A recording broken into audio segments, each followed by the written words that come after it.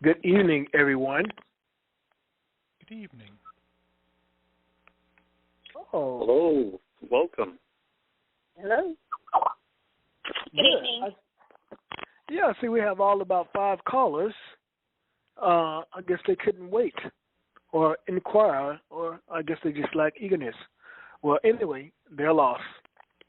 Um, I had to upgrade my equipment and was not able to be on time because normally I try to be on time and come on in advance.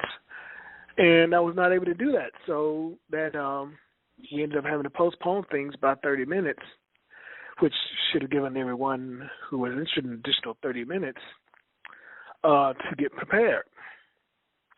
So, but before we go, we're going to take a couple of minutes of silence so you all can pray for those couple of minutes, and then we'll move forward.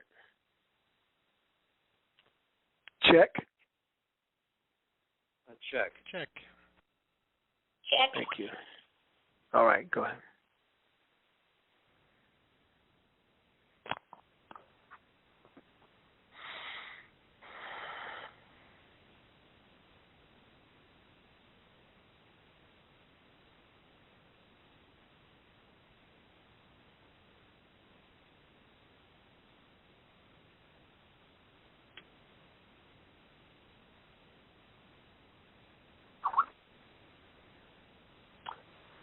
Okay, so how was everybody's weekend?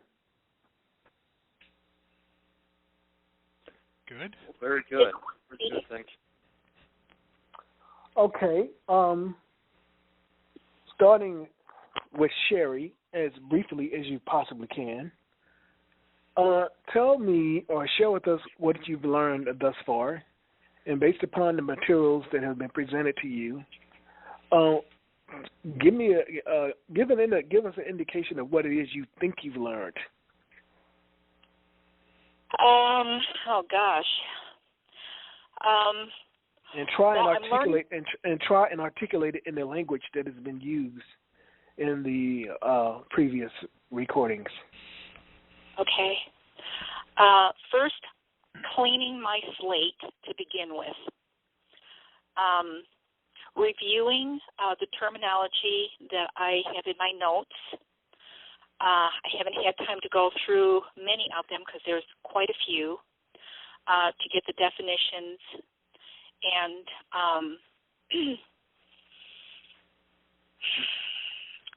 I know that my status and my standing is priority as a goal, I'm believing, but that's internal. And applying it, that's going to take some electronics in my head so that it's in my mind, but to recalculate it when it comes out of my mouth, that I know is going to be a discipline. I'm not ready for that yet because of the clear thinking, the array of topics that you've covered in the audio are vast. And even though I'm aware of those topics from my past experience, to establish a clear, precise foundation in what I'm believing and attempting to hear clearly what you're stating, I require a lot more work. I don't want to put my foot in my mouth, so to say. Well, no, this is the time to put your foot in your mouth, so that you can be corrected if need be. Okay. Not in front of a judge or in front of an official. Yeah, well, that's the scary part. I haven't gotten, I have no problem encouraging you to participate, but it's the others that don't seem to grasp. Now, I really changed this call to a Sunday night, trying to make it more convenient for others, but it just shows me how eager they are to learn. But that's all good and dandy. But is there anything that we have? Do you feel that you can articulate anything that has been expressed in the audios or in our prior calls? Oh gosh, that means I'd have to go into my notes. I do want to learn how to express the will, but that would be in creating document.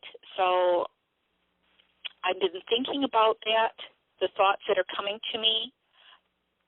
Well, what's necessary in order to create the document?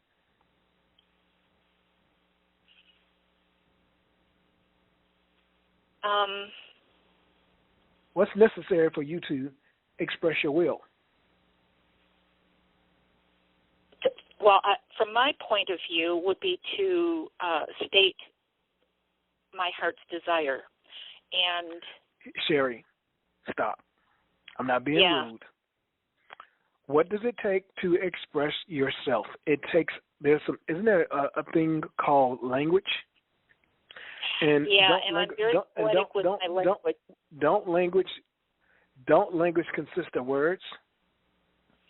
Yeah, they are. Full disclosure, that I am competent. My capacity stands before me. I understand. No.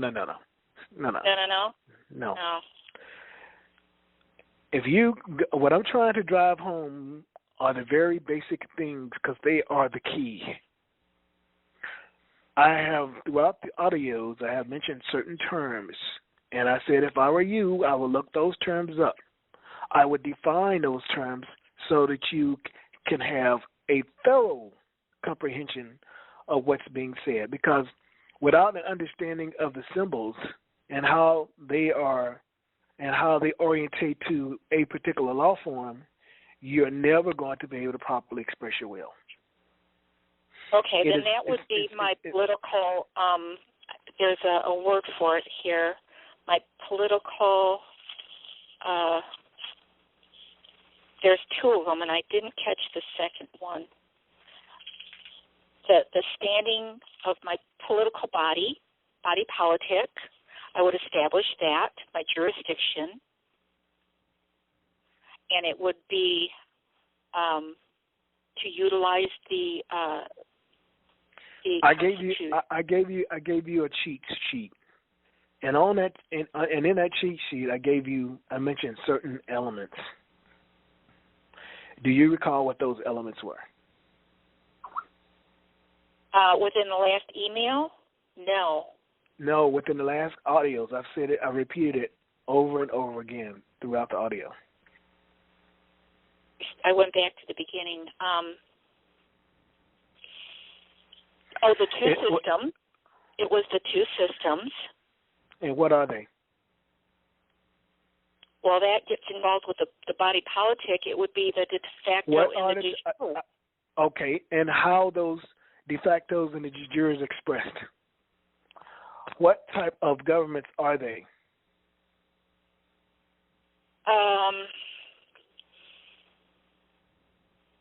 Definitely, it is the republic, period. And the republic is what?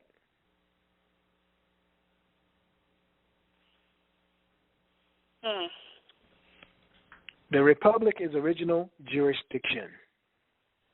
Right. I wasn't sure about that is the original well, it's the original jurisdiction because it's from whence all the other jurisdictions sprang from. Well, that's true, but also the original jurisdiction starts with God. So that's where we're speaking in, of course, but that original jurisdiction is under God. That's the way it was supposed to be, with God at the head. So when we do talk about original jurisdiction, we're speaking about that. Now, what is the de facto? That is the false statutes, codes, and it is. What is it properly referred to as? You just said it. The unlawful statutes and codes. No. What is the name of the government? What are the two forms of government? What are the two systems? It's the corporate U.S. What is the de facto government? Isn't that the democracy? Yes. Yes, it's the democracy. So when I ask you the two forms of government, one is a republic, one is a democracy. Yes, one is original jurisdiction and one is de facto, but when I ask you the types, I'm speaking of the two systems. Now, of those two systems, I gave you all a cheat sheet in which you could use to evaluate any process that is being placed before you. Can anyone help her out?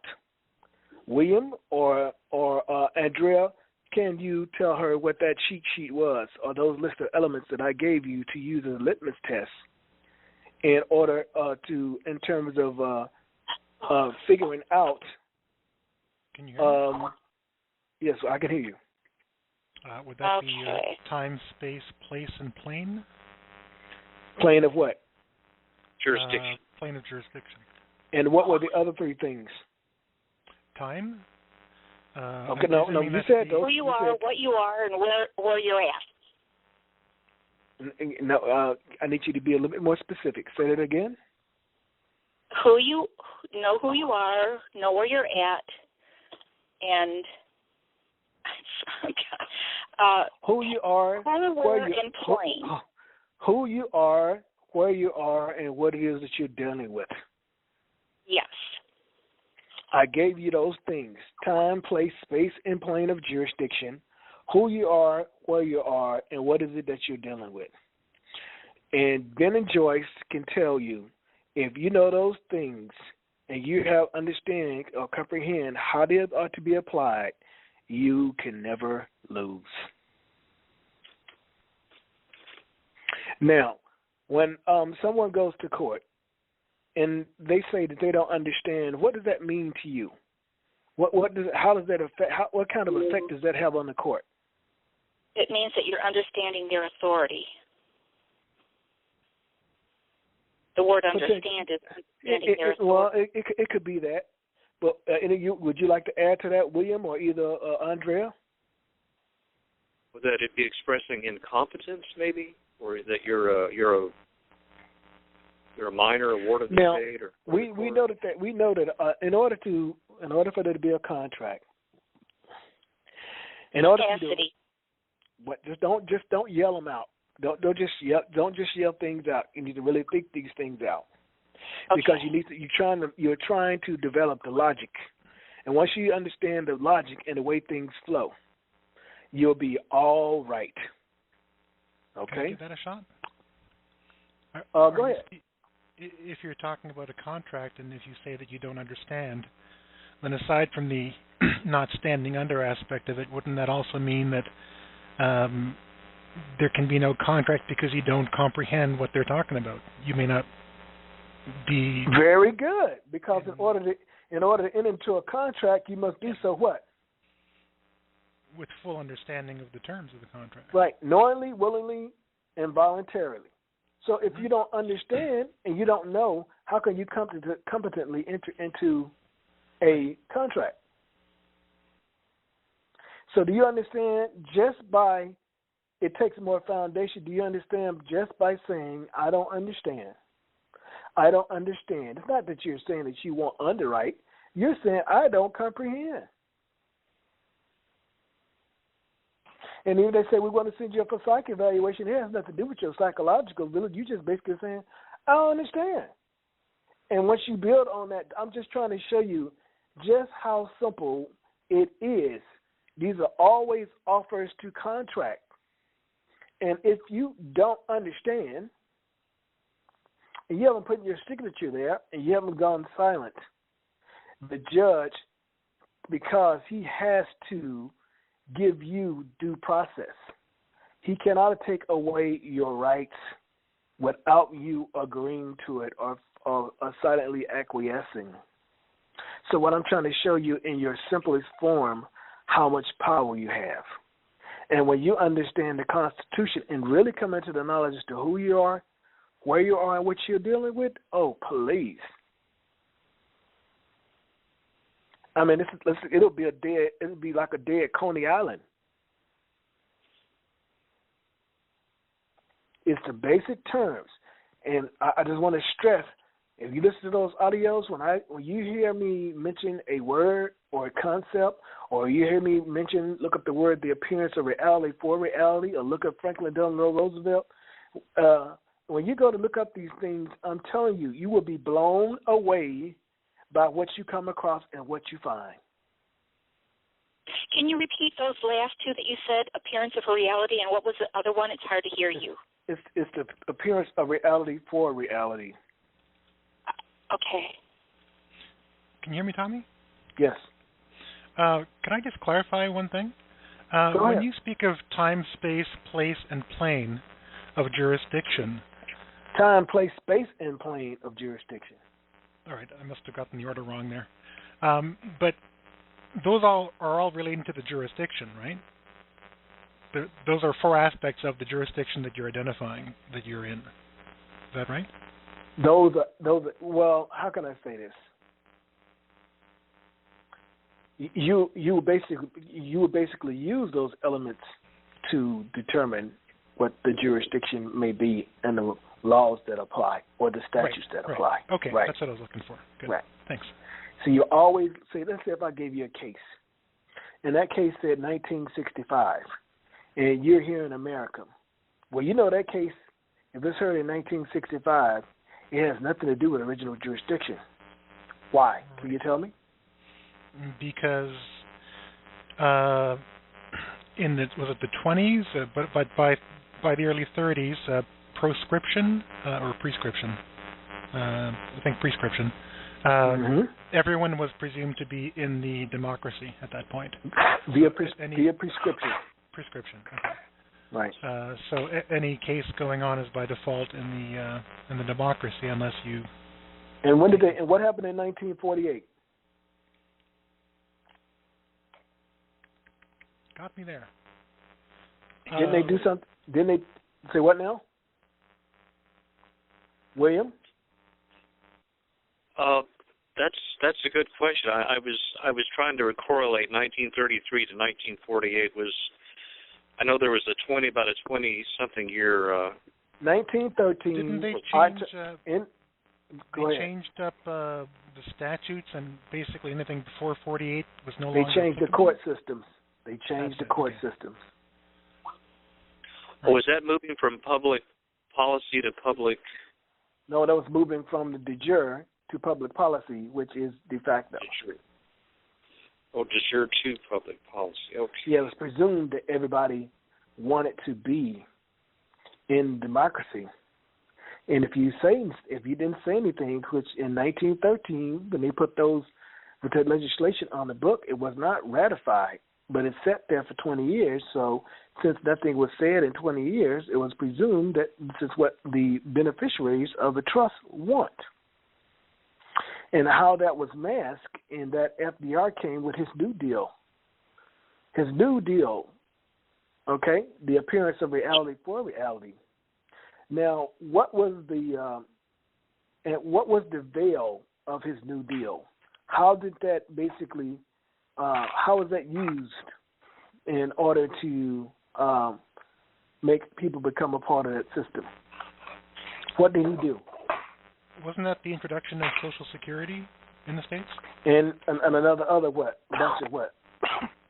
Out of the social programs. Sorry, you lost me. The New Deal consisted of what? Which social programs, you mean? Yeah, I'm asking you what was it? I'm not sure. Probably employment insurance or something like that. It consisted of a number of social programs like WPA. All of those programs because they were considered to be benefits. Correct? Okay. Oh. But they were all under getting a social insurance number, right, or a social security Well, number. Social Security is just part of it, but the fact is, yeah, they had to get a Social Security number in order to participate, but how he was able to get people involved was offering those social programs. And by making use of those social programs and taking a benefit, they were basically agreeing to the law form under which those programs were being offered. Right. So these were offering social benefits at the federal level. Is that what he was? Well, yeah, it's a contract. You were entering into a contract, and isn't that how they get you to traverse your God-given, unalienable, constitutionally protected rights is via contract? Yep. Yes. Well, that would be through medical insurances, Medicare, Social Security, driver's license. Whatever, exactly. Whatever FDR was saying was the New Deal. Don't you understand? At that time, he was basically telling you New World Order. Yes. That was introduced at the end of the Great Depression, was it not? Yes, that's why the Great Depression was. 1935. The Great Depression was in the 20s, 29.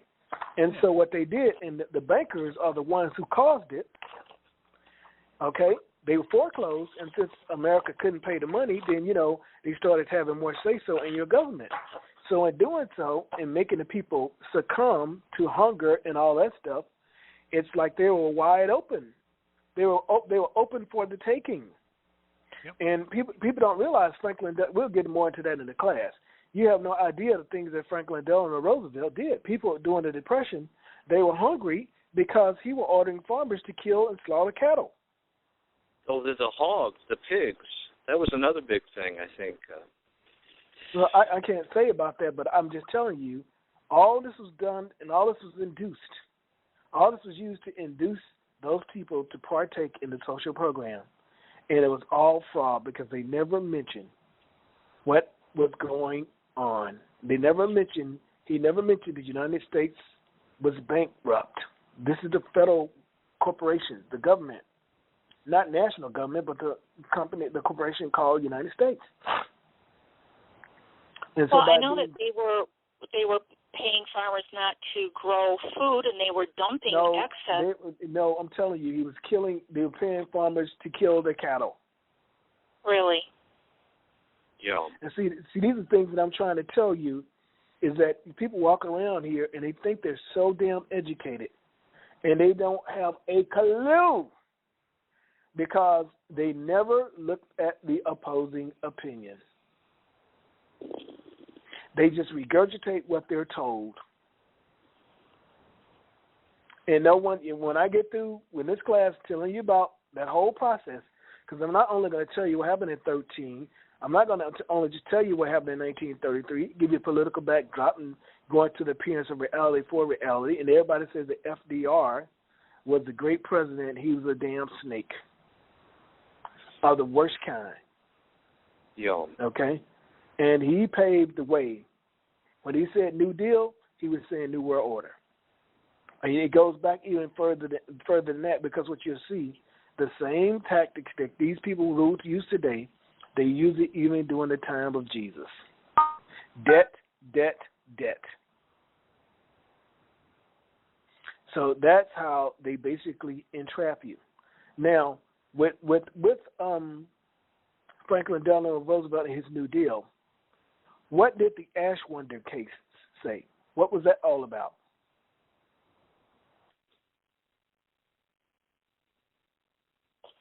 Go back up to Ash Wonder. Stan, I know you're on the call, so don't have a problem with jumping in. There's someone from 310 area code. Who might that be?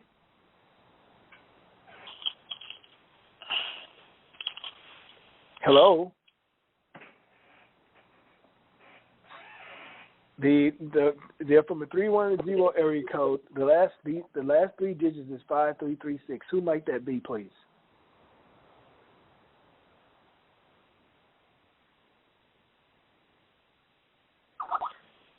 I'm going to ask one more time. There Tommy? is a caller. Yes. Tommy, on your Skype or on one of the Skype rooms, Brenda Teresa is saying that it's her. I believe. Oh, okay. On from 310. Okay. Don't disconnect me, please.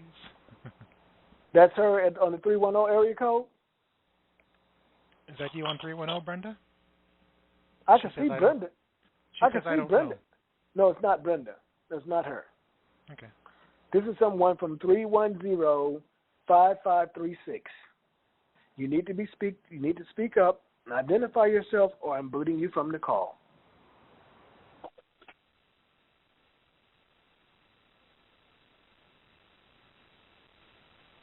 Okay.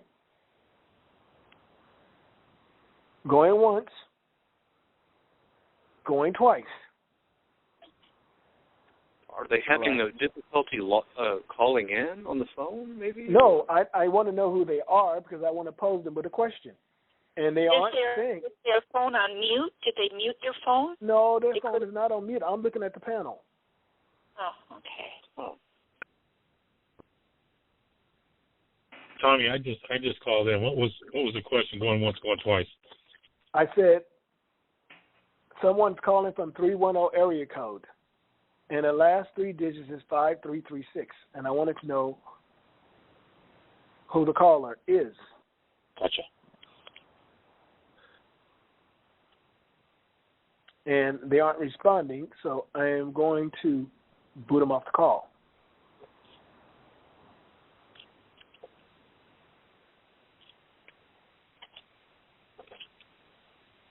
Okay? Yes. Okay. Now,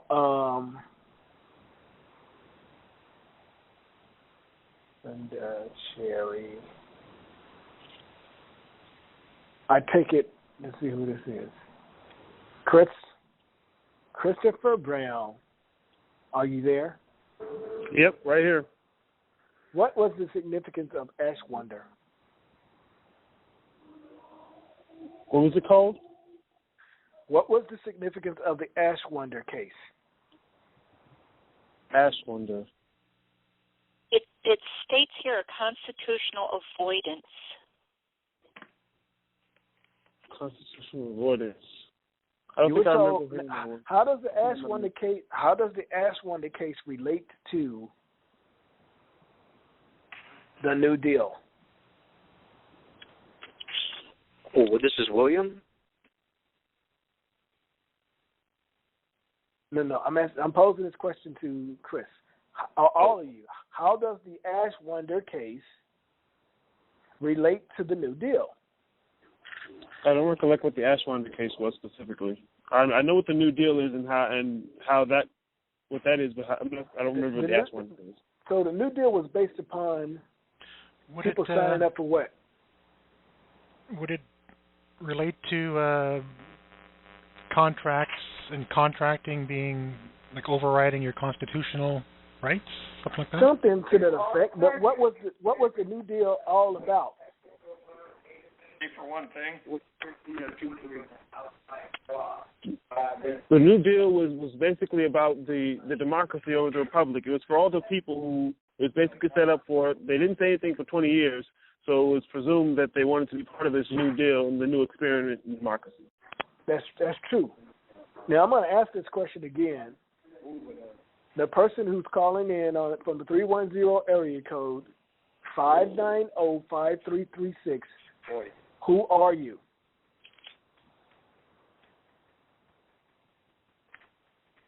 maybe he doesn't know how to unmute. He's not on mute. Don't know what to do. Go to the shoe. They just came back on. I booted them off and they just came back on.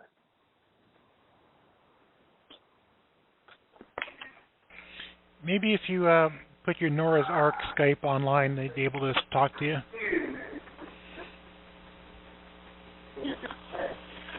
I know on my phone I've got a mute button. I don't need that. I'm listening. I hear what they're saying in the background. There's background noises coming through, so they can hear me. And clearly don't have an issue with microphone.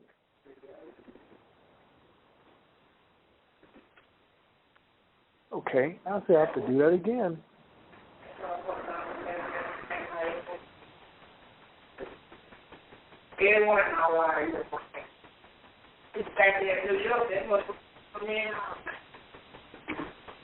One second. Tommy? Yes. That might be Barbara. 310 area code?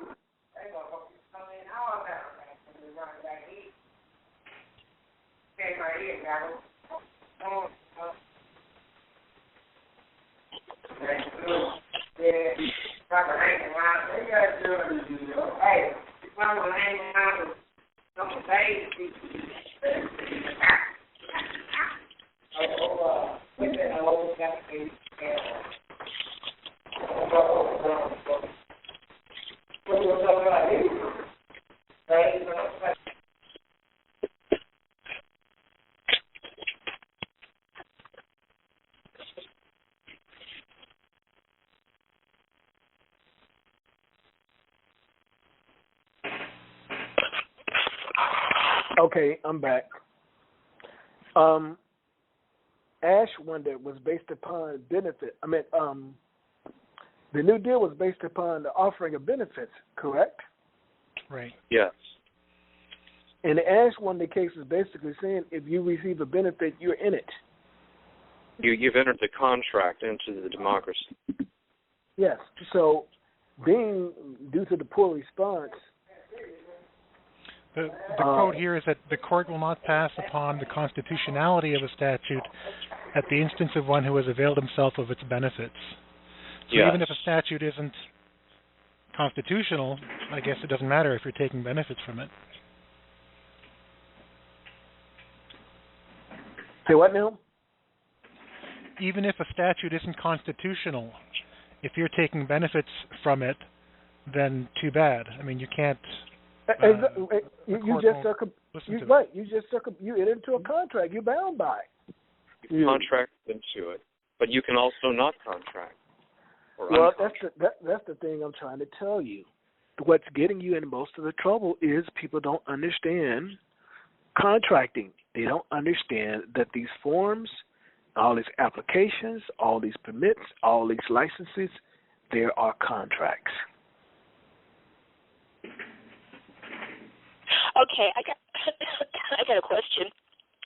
Is it possible to receive a benefit and not accept the contracting, deeming it in conjunction with being part of the democracy due to the element of being part of the republic,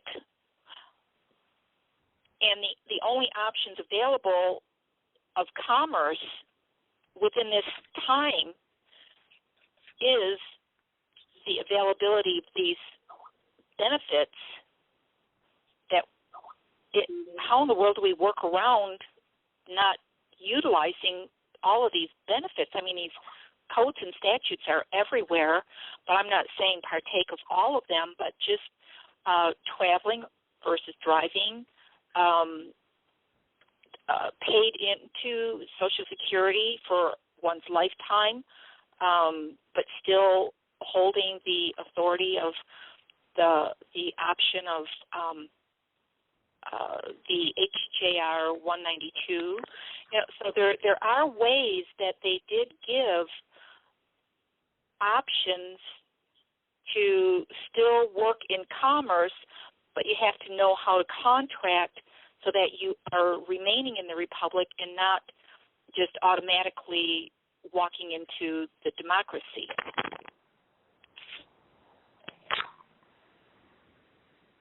So are you saying that you can make a counter offer? Yeah, yep, that would be a good word. and how would you do that? Well, I would have to state my standing within the republic and who I am as a woman. If you did not create the document, if you did not create the contract, how do you control a contract that is being presented to you? By acknowledging its existence, and I do not own it. I do not have any control over it. Stop. Stop. What have you all learned I'm reviewing. You already have the answers, and you don't have to guess. Use the terms that I have been presenting to you, that I've been pounding into your behinds from day one. How do you control a contract that you did not create? A restricted signature? I'm sorry? A restricted signature? Very good. And what would that restricted signature consist of? It could be... without the United States? Without the United States, you know. Okay. Without prejudice. How about by, semicolon? Take that David Clarence stuff, put a dollar bill on it, and send it to the court administrator, okay? You'd have to identify your jurisdiction. Well, one of the people. That's it's not. Now you know they're not. Now you know if you did all of that. Listen, the man just told you something important. Restricted signature. And what with, do I mean? Notation of without USC. prejudice. No, the USC 12 something Without or other, prejudice. the exception. 1946-1. The one that talks about an exception as opposed to an exemption. Well, exception and exemption, that has nothing to do with it. That has to do with taxes. We're talking about how to control a contract that you did not write or create. How do you control that contract? Without prejudice and the 28 U.S.C. 1946 parentheses 1. And what does that mean? Tell me what does without prejudice, 28 U.S.C. 1746, what does it mean? It means that the liability of the contracts that they can't attach it to you. The time spent placing claim of the contract is outside of the United States. That's one part of it. Now, what's the other? What do we mean by without prejudice? That's pretty powerful. Okay. Well, without prejudice, reserving all your rights, titles, privileges, powers, remedies, immunities, defenses. Okay, so what? In relation to what? Just because you're saying, what rights are you reserving? Who are you? What rights are you reserving in relation to what? My law form, a political will. Okay. The state you reside on. Chris just said. One second. Chris just said that with 28 U.S.C. 1746-1 means without their jurisdiction or without their time, place, space, and plane of jurisdiction. Now, you're saying without prejudice that you're reserving rights in relation to what? The statute codes liability. They don't apply. What is the trust documents that binds them as agents? The Constitution for the United States of America. Which Constitution? The Constitution of the United States of America. And the state constitutions. Say that again. Say that again. The United States constitutions and the state constitutions. No. You said United States Constitution. Yes, they did take an oath to uphold the United States Constitution, but what is it that binds them in relation to you? What are you? Who are you the beneficiary of? You're a state. You're one of the people of the state. Right, but there's a state constitution and there's a constitution called what? By being one of the people of the state, that entitles you as a beneficiary or one of the people in posterity as beneficiary of what? Trust agreement. Constitution for the United States of America. The Constitution of the United States of America. Oh.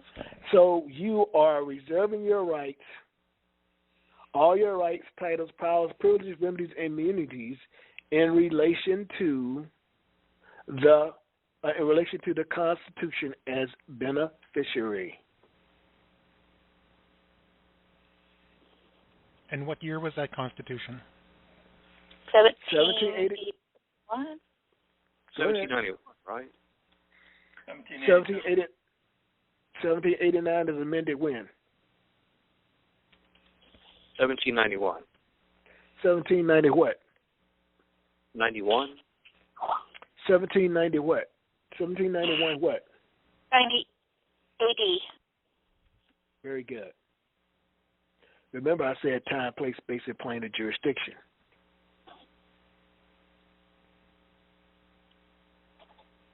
Now, so when you say without prejudice, what you're saying is you could name all of those, or you can merely say that they say without prejudice, what rights are you reserving? Okay. And you could name a number of them, but you could say I reserve my right not to grant an estoppel in relation to my God-given unalienable private constitutionally protected rights, or as constitutionally protected right as they relate to the Constitution of the United States of America. You can say that, but you always want to point out the fact that you are reserving your rights in relation to the Constitution of the United States. And what gives you the right to make that claim is that you're one of the people of one of the several states. Is that clear? Yep. Mm. So I'm showing you how easy it is, and I'm just showing you, and I have to refer to those who are out there so-called teaching. They are telling you these things, and yet they're not even covering the very basic thing. And you can see from just what we discussed, it doesn't take you to have a thorough knowledge of what they're teaching. You already see right off the bat when they told you they're filling out a form, an Internal Revenue Service form, that's the giveaway right there. What is the time, place, what is the time, place, space, and plane of jurisdiction that the conduct is occurring? Now, what is conduct? Acts and deeds done. Acts and deeds done? Didn't you forget something?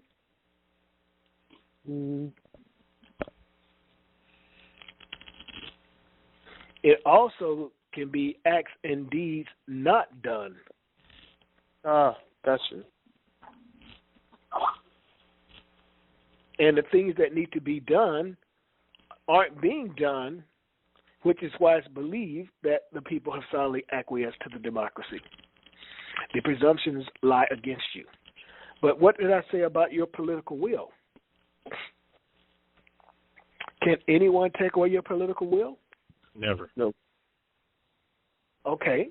And how do we know that? What indications do we have? Did I mention anything in those audios to give you an indication as to why you at any time can determine your political will? I told you to look up. I told you to look up something. I told you to look up something. The first word is certificate. I told you all to look that up.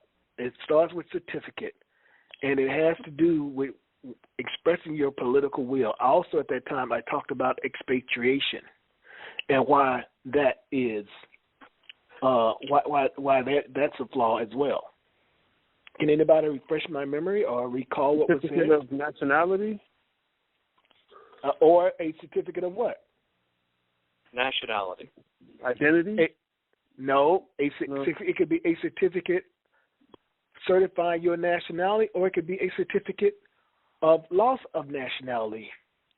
And I think you guys need to look up what they are and read those documents because there's lessons. I'm telling you guys, in these 4 audios that we had, I've given you guys so much information. I mean, not information, I'm just valid, cutting-edge knowledge. Okay? You have been given many, many gifts, trust me, and Joyce can tell you.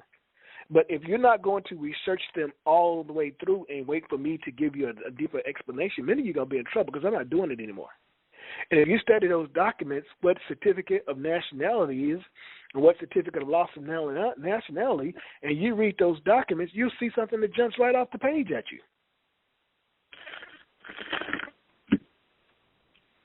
I will tell you this: it shows you that you have, yes, you have a right to determine your political will, and you need to look at those documents, because when you get ready to do identity documents and things of that nature, there's some things that you might want to borrow from there.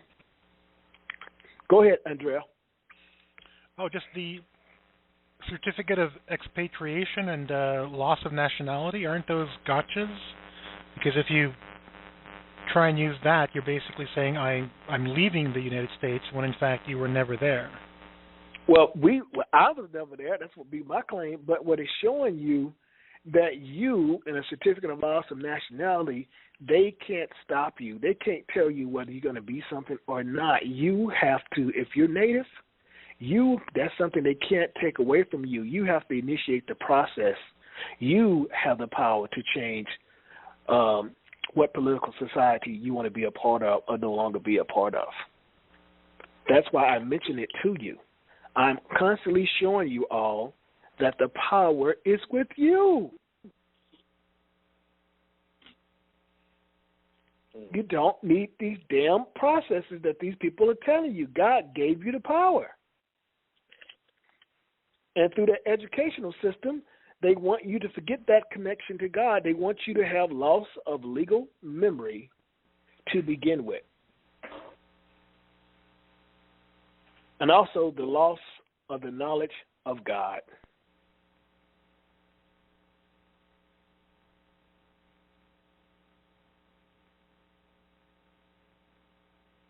Now, when you study those documents and you look them up and you read them and discover these things for yourselves, your jaw is going to begin to drop to the floor. Now, Brenda, she looked up LIEN.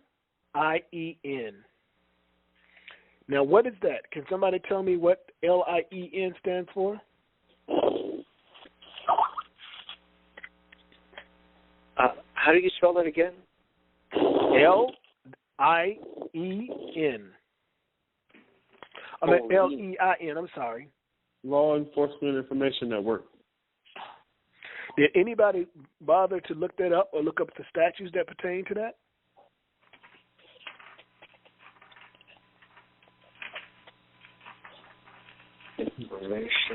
I looked up the Law Enforcement Information Network, but I didn't look up the statute. That would have been a good idea. Well, what is it? What does the Law Enforcement Information Network tell you? From what I found, because I was looking with Georgia State Patrol, it's basically the software that's in, well, what's connected to the software in their cruisers and at their offices.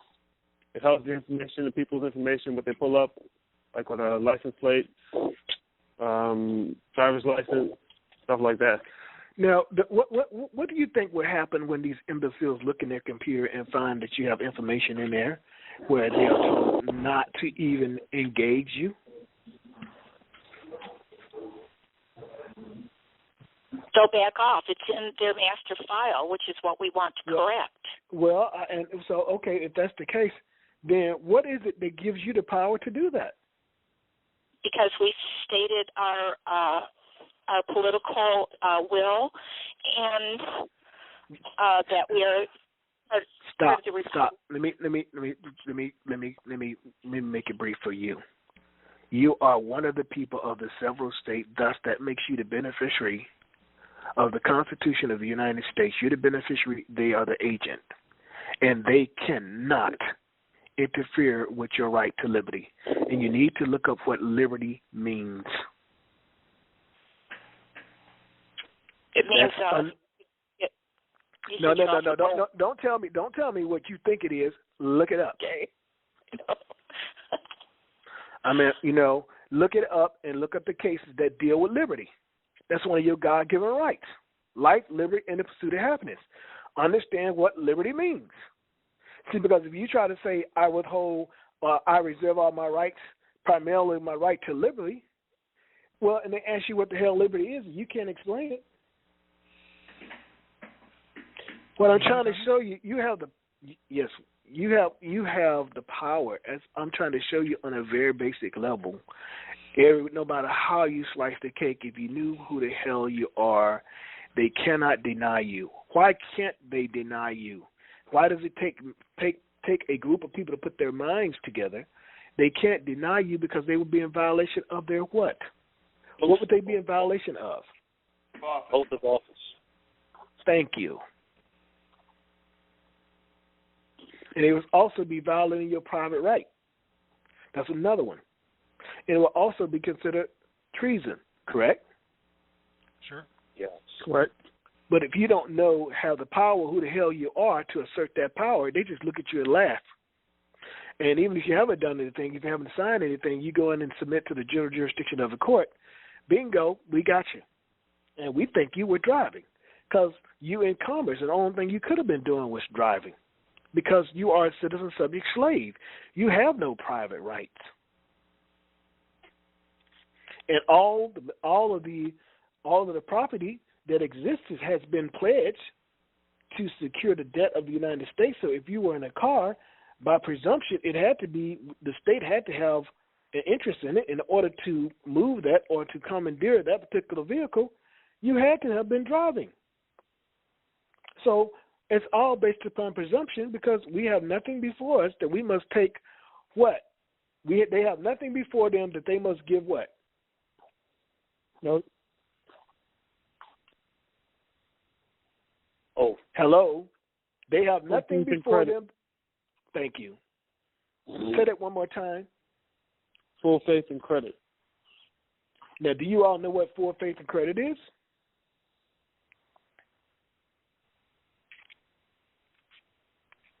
That's our energy. The financial system. First in time, first in line. I think you guys better you better look that term up, what it means. And it's in your Constitution.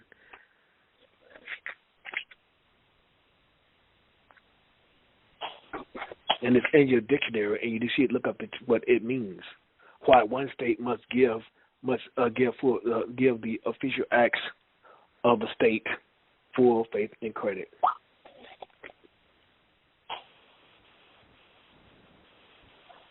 The stuff that I'm telling you is the things I'm going over with you, still the tip of the iceberg, but they're crucial. You can't just sit around and wait for me to research them out for you.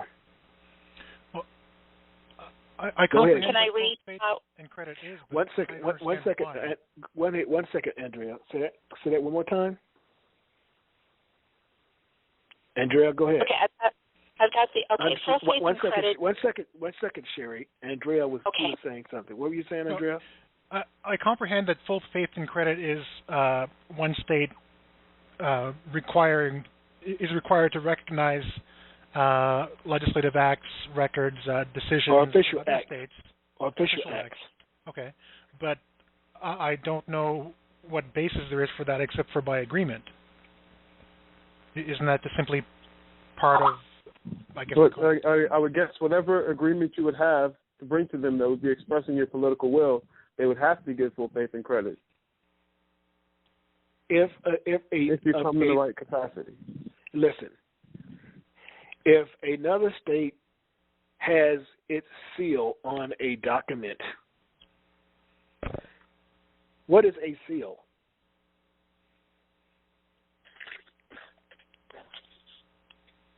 What is a SEAL? What is a seal?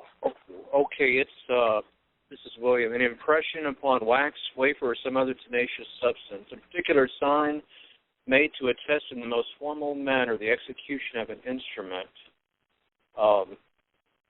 Seal serve as an authentication of an instrument and also as the badge of a specialty. So if it has a seal and it's been authenticated by other state, that by having that seal on there, that's an official act.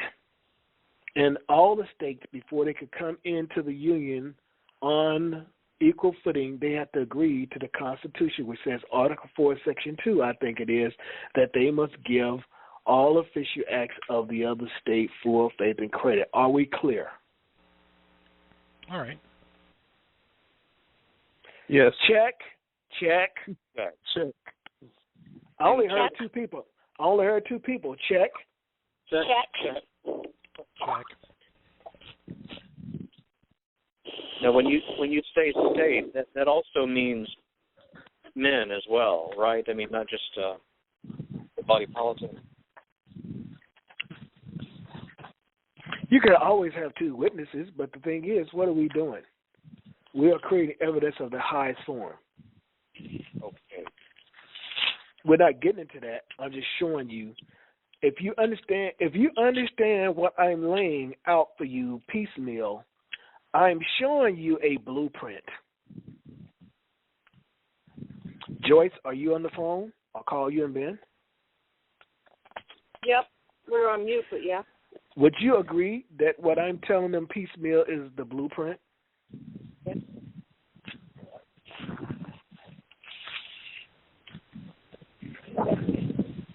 Part of it. Yes, part of it. So I want you guys to go out there and start running seminars thinking you got it all. Because you don't.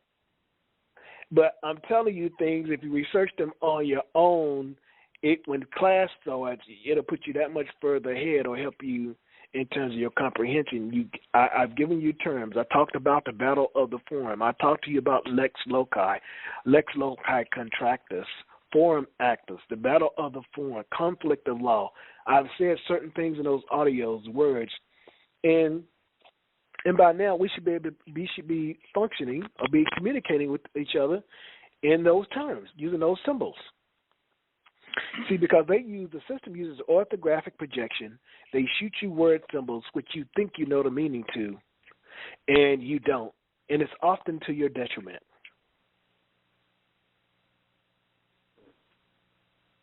Say, I'm wondering, would it be possible for, I've heard before that there are 160 words that are really key to understanding this. Whether you could send that out in an email so we could... That's part of the class material. Pardon? That's part of the class material. Okay. I mean, I'd like to get a jump on studying these out. Well, when we start class, trust me, you'll get there'll be a package, and we'll be going over those words as we hold a class, so you can get in and get into it. But I'm mentioning key words to you throughout the audio,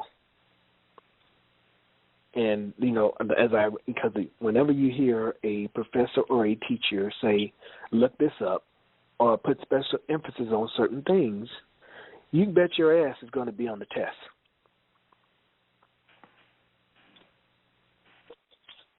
And some of these things I am a black man, and some of these things I have stated over and over until I began to turn pink.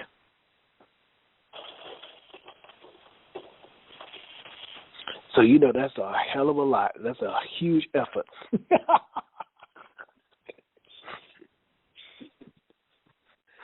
And I'm trying to make sure that you guys search these things out so that you understand it. What is conflict of law?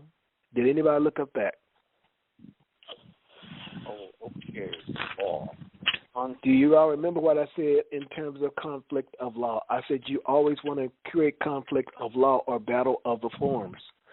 Why is it that those states, the de facto states, operate under the UCC? To reduce conflict of law, like the confliction between different rivaling commercial states, state ofs. So why are they all under the UCC? To reduce conflict of law between rivaling state ofs. To remove conflict of law. Mm-hmm. Now, what happens when you know who you are, where you are, and you tell them who they are? Now, there's a conflict of law, and there's a battle of the forum. You need to look up what forum means, F-O-R-U-M. So then you have conflict of law, you have battle of the forum, and when you create conflict of law and battle of the forums, who's going to win? Which forum is going to win, the republic or the democracy? Republic, battle of the forum. Well, it depends on whether you've entered a contract or not. You understand? They need you to contract to circumvent your God-given private, unalienable, constitutionally protected right. Are you guys getting that? Yep. Check. Check. Okay. Do you understand that the majority, this thing that's getting you in trouble is contracting? Because the contracts and the forms, they're declarations of your intent. Can one ever go back and undo a contract, even if you have without prejudice? Who gives a shit if they don't? If they can't bring you up, think about this. If they're coming at you, this is another thing you don't understand about signature. Please, somebody tell me what's the significance of a signature and what does it mean? What is it? Expresses your intent. Say that one more time. It needs to be a meeting of the minds. It expresses your intent. Very good. Very well. Say that again. It expresses your intent. So, if I'm the United States and I put out a document and I ask you if this is your signature, and what would your response be? Nope. It depends on whether or not it's just a marker, it's a signature. If there's intent and tailored to it, then it's a signature. If not, then it's just a mark. Okay, Perry Mason. Like, as I said. I never intended to contract territorially to the United States. Why? Why didn't I? Yes. Because I'm one of the people of the several states, and I'm in the Republic. Okay, well that's good. That's one of the things. But the bottom line is, why and once you point that out or you say certain things, but what am I looking for? It goes to intent. It's all those things. If they say it's if you say it's like your signature because you said you said it right, Andrea. But did they ever tell you that they were bankrupt? Did they ever tell you that you were granted an estoppel? Did they ever tell you that you're becoming a citizen subject slave responsible for deaths in the United States? Did they tell you that they were commercially insolvent and didn't have the capacity to contract? Full disclosure. Had they told you that, would you intentionally enter into an agreement with them? No. Hell no. No. Right. And so when you find out, you can ask them a question. Say, well, who is the United States? Are you the United States of America or are you United States? Are you 28 U.S.C. 3002 subpart blah, blah, blah? So, yes, well, that's not my signature because it's never my intent to contract territorial to the United States. I only contract territorially to the state of Georgia or one of the several states in which I may remove to. If you go and look at those forms that I sent you in the email, if you read those forms, you will see time, place, space, and plane. Usually at the top of the head is telling you where the event is occurring. It's telling you where the conduct is. That's why I put the forms up there. So when you just looked at it, didn't even read the language, you need to understand how deceptive the language is.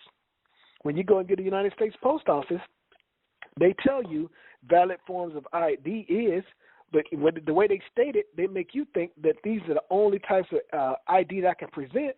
And so you, being a victim of orthographic projection, you go out and say, well, I got to use a driver's license. I got to use that. No, it's just say valid, acceptable forms of valid forms of ID. Acceptable valid forms of ID is such and such and such and such. It just says they're accepted. It doesn't mean that you can't provide anything else. Now, what would happen if you provided a document that has a seal on it? Okay, then don't you think that is an official document? Yes. Hello. Yes. Now, did that document have to be created by Did it have to be created by the corporate state? No. Do you understand? Do you all get it that I'm showing you after recording that you have the power Are you all getting that check? Check. Yeah, check. The seal and the authentication makes it the highest form of law, doesn't it? Well, you got to take it up to you. You could create the highest form of evidence, which means it's hard to overcome, and no one can. Who in the hell is going to challenge the United States, the Secretary of State for the United States, right, or the Secretary of a state?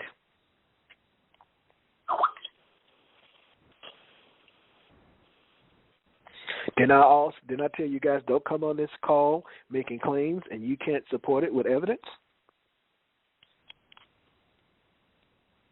So that's what we're going to do when we do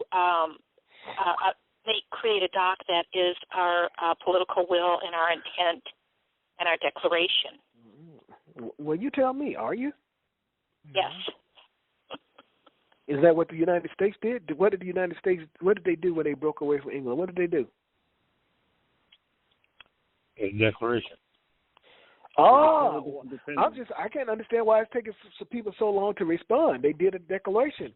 And what was the purpose of that declaration? Declare their independence. Exactly. And so it showed their what? Political will. And it also showed there, what do you do when you put your signature on something? That's your mark of what? Intent. Very good. Mark of what? It shows your intent. It declares your intent.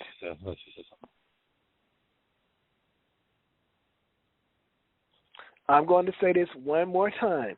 Do you understand that what has been the things that we have discussed? These jokers out there, they can't even touch this. They're not even the same league.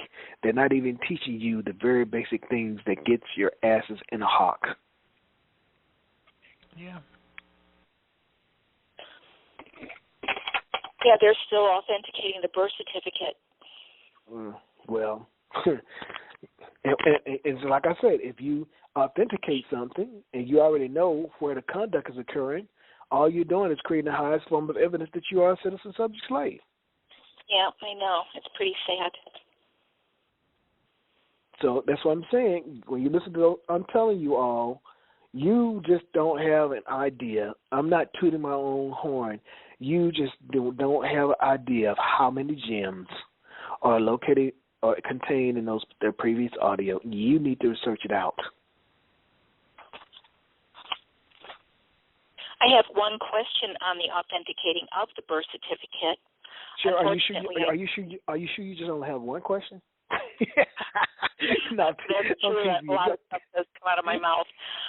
With unfortunately authenticating the document, but as long as it is not applied anywhere, it basically is a inapplicable document. But no, that's not true, because once you get it authenticated at the Secretary of State, they put it in their system, whether you use it or not. So how can that be? Well, if it's recorded, I mean, if it's recorded, you give a notice. Then you have to give. It's called administrative process. Those are other things that you have to do. But the bottom line is, it's not just the document. You have to be able to intone. You have to be able to do it viva voce, say what's contained in the document. You be able to make the document yours by putting your signature on it and claim it as yours. You got to be able to. Birth certificate? I don't know where you get. Why are you talking about a birth certificate? I don't deal with that stuff. Well, I just want, that was just a one question as far as the birth certificate crap. Leave it alone. Why would you to use it? You have to acknowledge that it's you. You're acknowledging that you're territorially in the United States.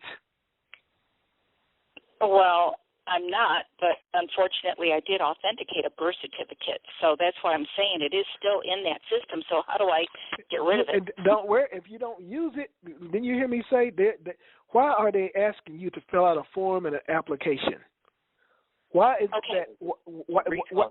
Didn't I just say that they must have you to self-incriminate? And how do you self-incriminate? By showing their forms of ID, filling out their forms, their licenses, and their permits. Okay. When a cop, I accept that. 1 second. When a cop comes to you, the first thing on the street, he asks you for insurance and driver's license. And what do everybody do? They identify as being property of the plantation. Nope. I'm sorry? I say no to that. Well, if you say no to that, but if you present it, if you showing them, if you provide them, if you show that as, if you presenting that as evidence, well, that is you, because they relying on you, on what you present. So if you never present it and you present who you are, and you present the proper documentation, it's been properly drafted, and you can do it viva voce, then they can't tell you who you're not. Okay. Well, that's in my future. That's what I'm looking forward to. With all the crap that's behind you, listen, what is the remedy? There's two things. 1 second. Two things. They have to get you to come to court to hear the controversy. When there's usually a contract out there, they typically have to go into a court of equity to see there's been claims of breach. Someone is is making a claim or trying to make a claim upon which relief can be granted. So you have to go into a court. How about you never go into court? How about you know how to identify yourself? How about you've heard me say invoke? How many of you know what invoke means? How many of you have ever looked that term out? How many of you have looked up and said, I hereby claim, retain, and invoke? What does that mean? That has great significance. I'm not just saying that just to be saying it. So when you invoke that, number one, you're not submitting to the jurisdiction of the court. You're not going to animate the character in that play. I told you it's all a big play. You just the actor who animates the character. The character already has a script that has been written. All they want is to borrow your labor, to rob you of your labor and your energy. So if you do have there's an old contract out there, two things. They got to get you to say, number one, it's your signature. And number two, they got to get you to submit to the jurisdiction of the court. And all of that is handled in every contact. Typically, when you speak with anyone, I don't care if it's your sister or your mother, they are the agents in the black coats. They operate, even though they may be standing next to you, they're operating in a different plane of jurisdiction. Are we clear? Clear. Yep. Clear. Don't worry about the old contracts, because if they have to bring you before a judge in a court, they've got to get you to abandon. And once you do that, then they'll hear the matter of whether that is your signature or not, and the judge may determine, well, I think that is your signature. But you got to tell them why it's not your signature, because what they'll do is they'll say, well, I want you to write your name on a sheet of paper 3 times. And then they'll bring it up and they'll compare it to what's on the contract where it looks like the same handwriting to me. And when you don't say anything, that goes to show you don't know what the hell a signature is. Because there's no way in hell a judge, if he knows that he thinks you have knowledge, there's no way in the hell that he could ever determine what your intent was at the so-called, when that so-called transaction supposedly took place. And if there is no signature, there is no duty and obligation, and therefore there cannot be a breach on the statute. I have already, whether you attend the class or not, I have already given you the value of what I've given you far exceeds $1,000. You just have no idea yet because you guys haven't searched it out yet.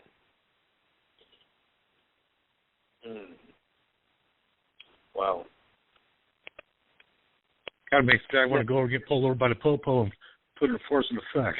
Well, we don't want to do. You know, see. No, I'm just saying this hypothetically. But we're smarter than that. We want to put the remedy in place first. Mm-hmm. You see, because what do you look like talking? I mean, you see how some of these cops are. They're mad. Oh yeah. Some of them are insecure and they're wimps and should never have a badge. I mean, many of them remind me of Officer Fife. You do know who Officer Fife is, don't you? Arnie. Yes, Andy. Okay. And his one bullet. That's one of my favorite characters on TV.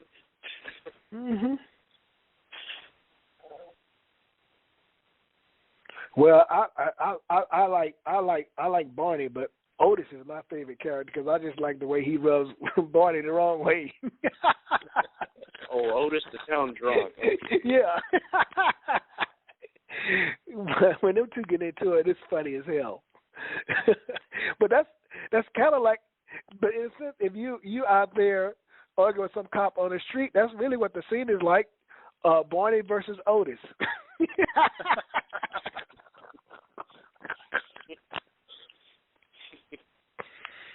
We make a distinction between the post office and the postal service in trying to escape these free benefits. Well, that will be discussed. All of these are, and if you really do some research, if you do some research on that, you go look at the statute, you'll find real amazing what you find out there. But that would kind of be talked about, but there really is. I mean, I have to break this stuff up in modules for you. It's just too damn much, and it's too taxing on me, and I don't want to bombard you with too much because when you fail to grasp, that's when you cease to learn. And that's why I try to break it down and make it palatable, for the average layperson or less than average layperson. And you got enough tools right now, and somebody came at you with a process. What I've already told you, you should be able to look at their process and within 5 minutes know that it's flawed. Because all you have to do is time, place, space, and plane of jurisdiction. Who am I? Where am I? And what is it that I'm dealing with? And when you look at that and you realize that it's presumed we're all in democracy and everything that's suggested is 180 degrees of what is correct. Don't you understand? It's correct, incorrect? Because as I said, if it were mandatory, why in the hell are they pushing a form in front of your face? Yep. That shows you right there. You have all the power, and they've got to induce you into abandoning you. Wow. So I don't give a shit if it's Jack Smith, no disrespect, or Winston Shroud, Jonah Bay, the guy that talks about the divine proportion, or Boris. If you go and just listen to what they're saying in the first 5 or 10 minutes, you should make a determination right off the bat that they're full of it. Based on what I just told you, you go and seek it out for yourself and look at some of their stuff. Examine the first 10 minutes of it, and you should know right off the bat. And I guarantee you have people that have gone to Harvard Law School, Yale Law School, gone to some of these big universities, and they can't tell you. They have no idea because they weren't properly taught history. Because they're not, in their system, in their law schools, they're not even allowed to even talk about the Republic. Their first and foremost duty, that's why they have to take an oath, is to the court, not to you. Mm-hmm. Now,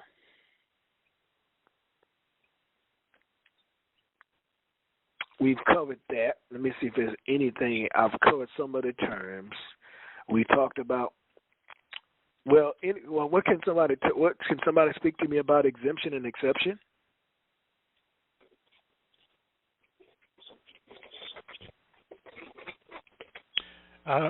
Exemption would be being under their jurisdiction, but them giving you a benefit of not being included, versus you simply not being within their jurisdiction.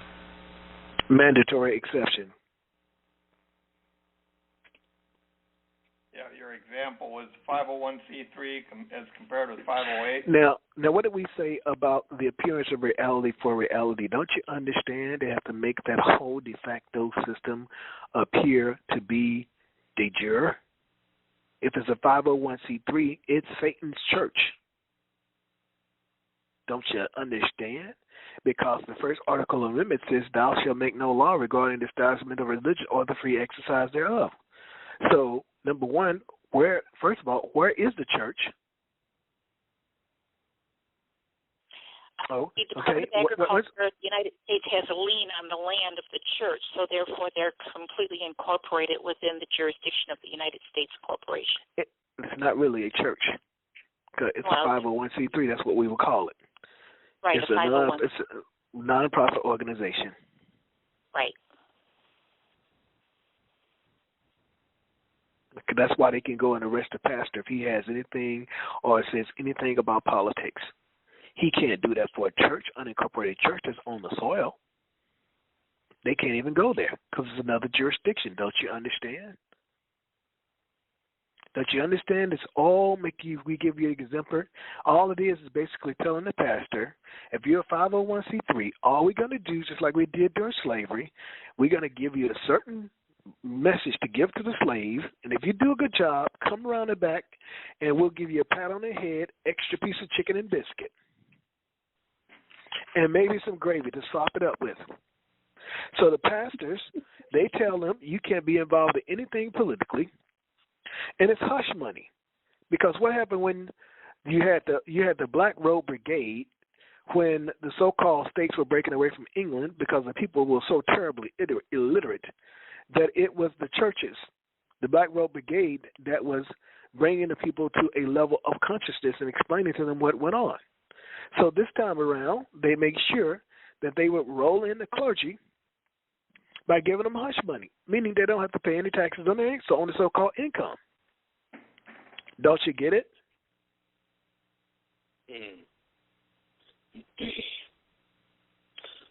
And I would think after a while that hush money would kind of become like a link in itself, because I mean, let's say after 20 years you decide you don't want to do it anymore, well, they're going to come back at you for all the taxes they said you were exempt from. So you can't get out of it either. But it doesn't matter. They don't even have to go back on their back taxes. All they have to do is just bring you up on charges, and once they get through, bring you before their ignorant so-called jury, which is not a jury. The judge is controlling everything. He's controlling all the facts. He's not letting certain facts and certain law enter. You already submitted to the territory of the judge by getting an attorney, and the attorney, they all work together, so you're going to lose. But it's not just the pastor or minister, it's also the people that go and follow. That's another thing, is the people who are members of the church, who are members of the church. The church has their financial information.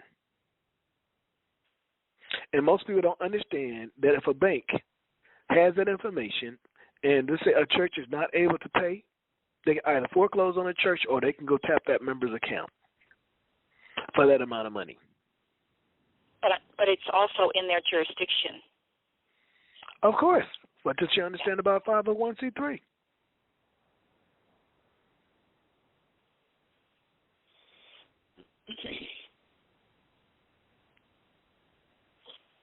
See what I'm saying? It's all deception.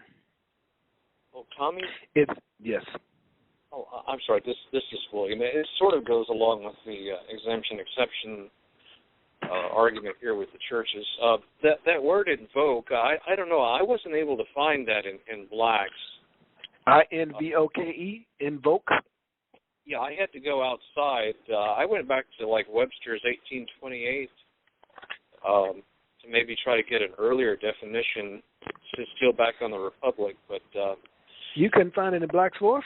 No, I've been looking here now, and I can't either. It's not in Black. There's a couple definitions not in Black. It's not in Black. I had to go outside of Black. The common carrier. Say that again, Joyce. It's not in Black, so I had to go outside also. Okay.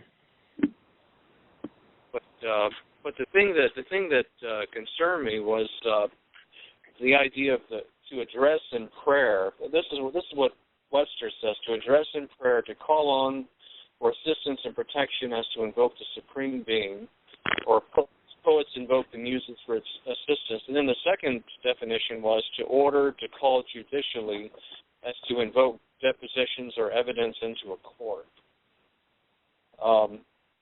But I've heard people say that whenever you go before a judge and you plead, that you're basically, in essence, making a prayer, are you not, to the judge? Yeah, you're praying. You're praying. But see, in original jurisdiction, when you said you offered a prayer, basically when you said prayer, or you would, or under the penalties of perjury, when you pray, you're basically saying that what I'm saying is the absolute truth, whole truth, nothing but the whole truth. And if I am found telling other than the truth, that God would deal with you accordingly. So that's why, if you're a deeply religious person, you wouldn't want to say that, because you wouldn't want God to deal with you, because God has a way of dealing with you in a way that man could never begin to even think of dealing with you. My question is there another word that someone could use besides invoke? You talk about invoking your rights, your constitutional God-given rights. Is there another word when I say invoke, when I say invoke, that's what you're saying. You are calling into existence. You are asserting. In a sense, go ahead.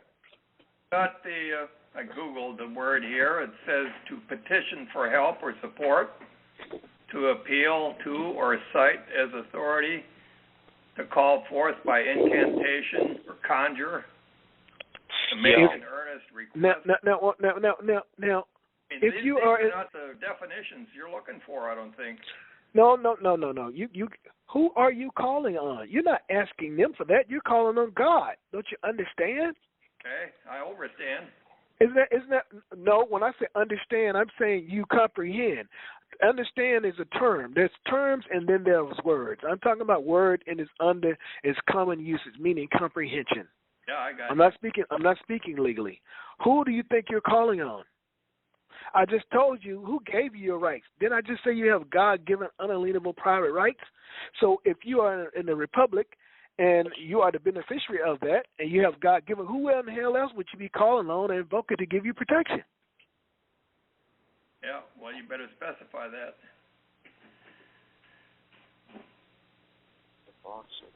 Yeah. Well, I was just curious if there was maybe another way to state that without bringing in the. I'm not really sure about the origin of that word invoke. I have to do some research on that. It has a number of meanings. 1 second. For example. Hold on. He's giving it as to call means to box is a Latin vox. Invoco is another Latin word. Invoco, invoco. It is invoking one's earnest desire unto God's mercy. So you're asking creation. You're putting your earnest desire of your heart to be heard by God. As far as invoking your rights, you would have to invoke it because within the presumptions that whatever court you're in, I guess, would be dealing under, your private rights wouldn't exist, and therefore, if you're going to enforce them, they would have to exist in that venue. So, in order to do so, you have to invoke them. I mean, if you have another word that's similar to possibly like inclusion, because anything that's not included is excluded. So if you have a word that's something like that, you could probably switch it with invoke. But invoke actually captures the necessity of the situation. No, I understand. I'm just not comfortable using that word myself.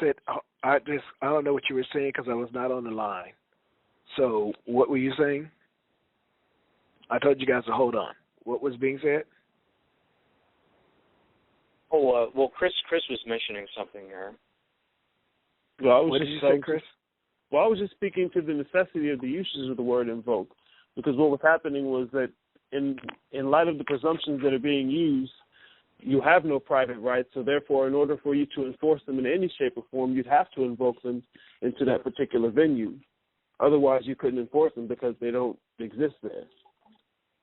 So invoke also another thought would be invoking your republic, which would be your earnest desire, and that invokes your political stance also. So that would fall within the jurisdiction of God over republic. It is. Okay, it's just blowing me away. No, I'm just kidding. No, well, see, when I use that term invoke, I know what it means. I'm not looking at no spirits. I'm calling forth the demonic spirit. No, when you say prayer, when you say a prayer, what is a prayer? Mostly when you say prayer, I look at, anytime I do a prayer, I look at that as calling on God. So I how others look at that and when they want to use it, they're most certainly welcome to do that. They have free will. And I'm not here to try to tell you how to express your will. But I'm just saying that's what I say. They know what that means. That means I am establishing, I'm making it known that I'm claiming at all times all of my rights. So you cannot say that I waived or that I granted you an estoppel in relation to my way. And what is the term estoppel? Can somebody tell me what that means? It's basically, I think it's being stopped by process of law, like the order of operations almost.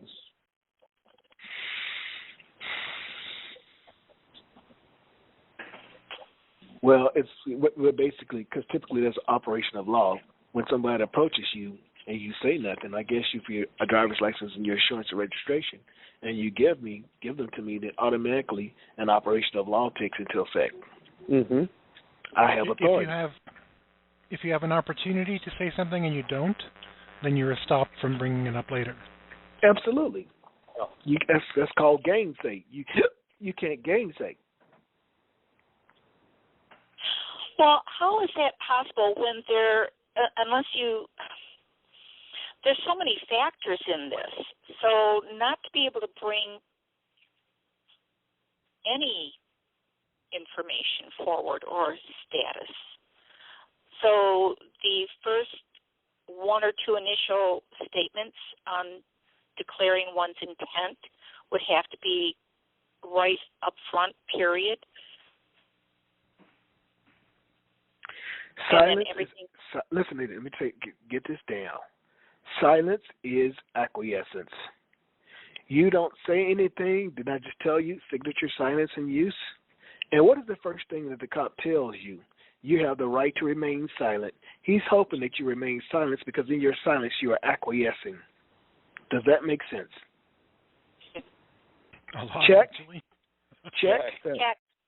That's interesting. You see how subtle it is?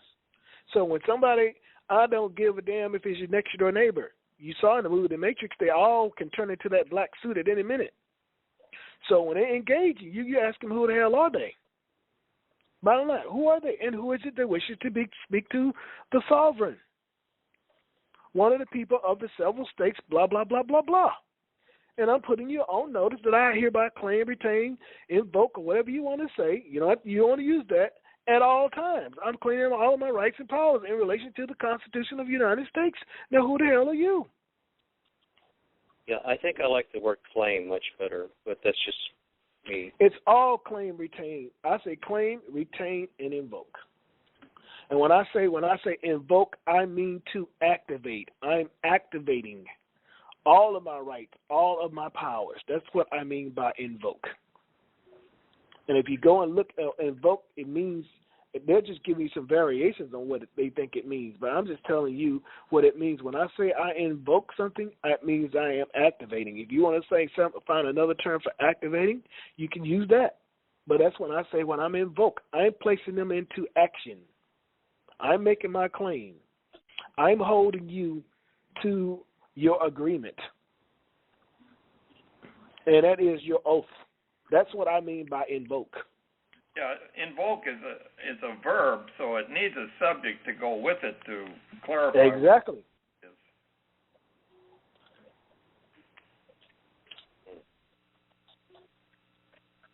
But see, since you're talking about invoke, what do you think invocation comes from? Have you ever looked up that word? Well, a lot of these do have occultic meanings to a lot of these words. Yeah, but remember, words mean different things to different people at different times and different places. Just like I said, meat initially in Scripture meant everything distinguished from flesh, and it's over time that it became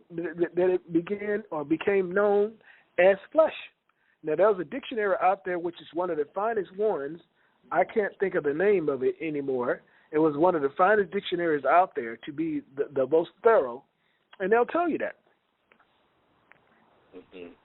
And even in Scripture, there it talks about how when God wanted to cut cut his lifespan, he started giving them flesh to eat. Men started eating flesh because they started eating the blood of the thing. That's the life of the animal, and in the blood, animal's blood is the waste and all this stuff that's coming from his body. And when you eat that, you take on that waste in your body. And if you go and look at from the time from Adam to Moses and all those, and Abraham, you start seeing, and at a certain point when you see that out, you start seeing man's lifespan was cut to 120, and now it's had less than just 10 years more than that.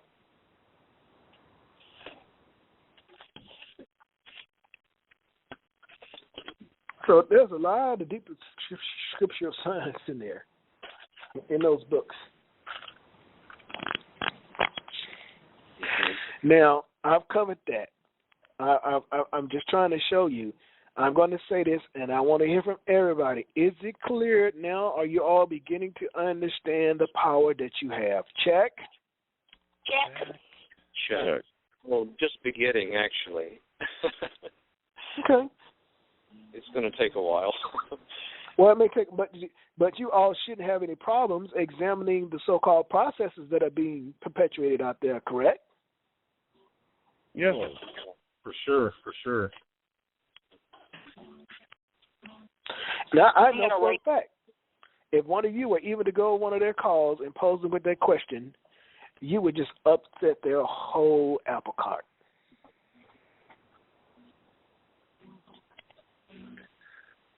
But the thing is, like I said, those who are going to attend the class are going to be in there. This is, I'm just not about an ego with me. I could care less what those guys do, because I'm not trying to. That's not my arena. It's not about ego with me. Just saying, hey, you got it. I told you. You know it, and you just move on with it. But they know that crap I said there. They're taking advantage of people's knowledge.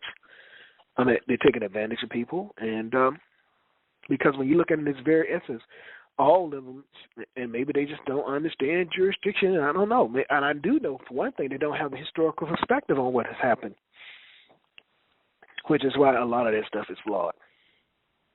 But you can see from what I've been telling you, applications, forms, licenses, it's all getting you to volunteer.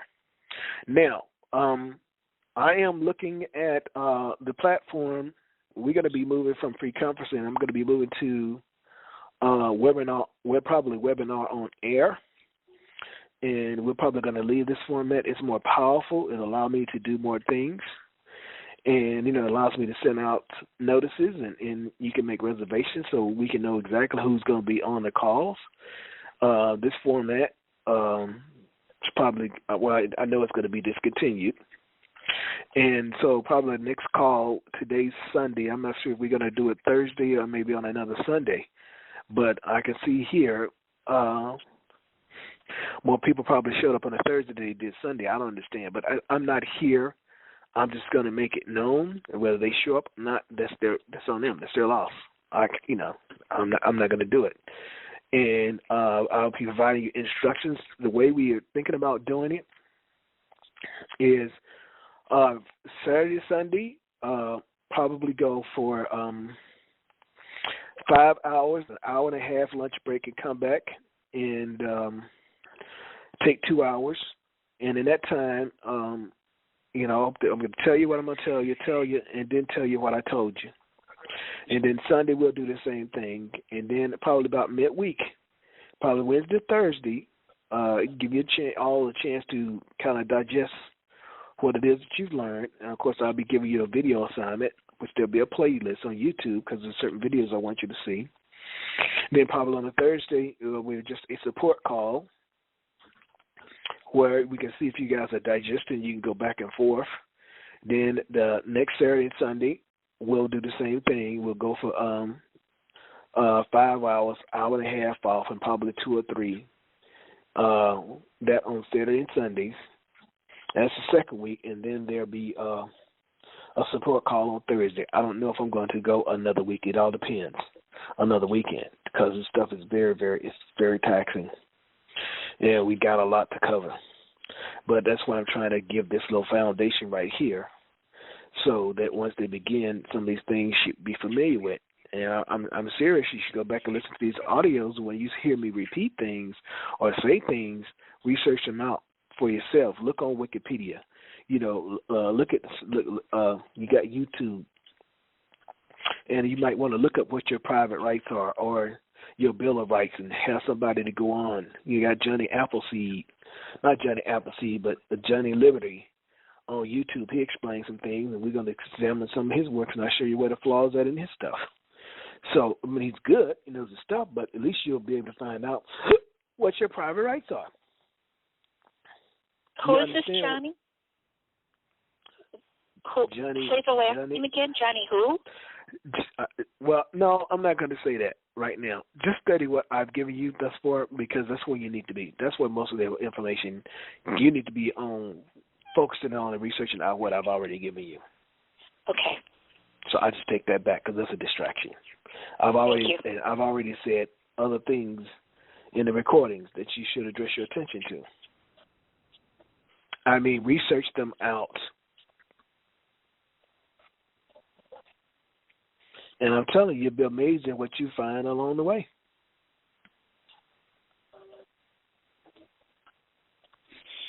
And so when I get that set up and the other things in place, you'll be notified. It'll be a webinar on air, and we'll have a point where we will go ahead and I'll start orientating you all toward that medium. And then so are you looking like maybe 2 or 3 weeks out to start the actual? I'm looking maybe probably if I can get everything accomplished this upcoming week, classes could probably start as about 2 weeks. Okay. So today is Sunday, so I have to give me next week, and then probably next Saturday, Sunday. Hopefully, I have everything in place so we can rock and roll. And I want to get everybody on that platform. So it's called Webinar on Air, and there I'll send you YouTube videos. You don't have to download any software. You'll be sent an invitation. You can make your reservations, and you'll be sent a link and where you can join in. Nobody else will be able to do so.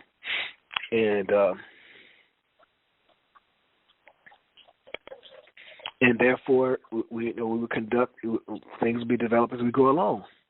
And like I said, I'm telling you, there's so many places you see from the citations or the case sites I give you. This doesn't exist in one place. Remember, did anyone look up common law in Black's Fourth and Black Sixth? I've got it in here somewhere. Let's see.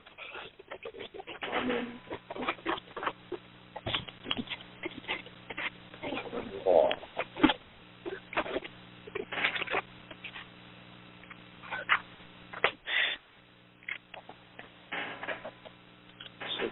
Somebody just look up common law in Black Six. You got a Black Six? Look up common law. Well, I've got 6.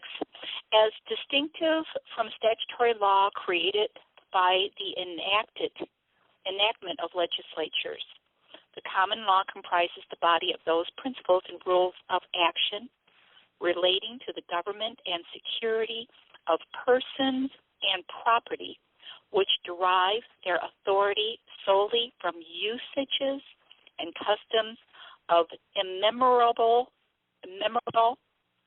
antiquity, or from the judgments and decrees of the courts, recognizing, affirming, and enforcing such usages and customs, and in this sense, particularly the ancient unwritten law of England.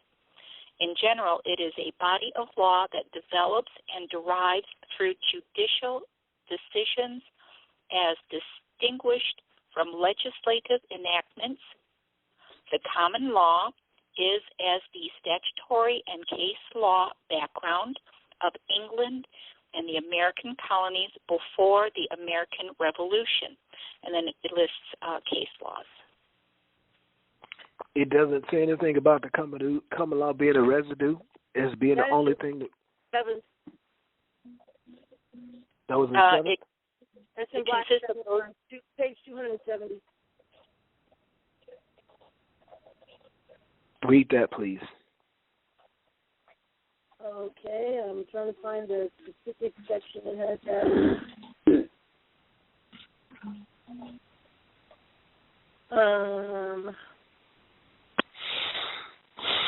Okay, it's, in its historical origin, the term common law, jus commune, was identical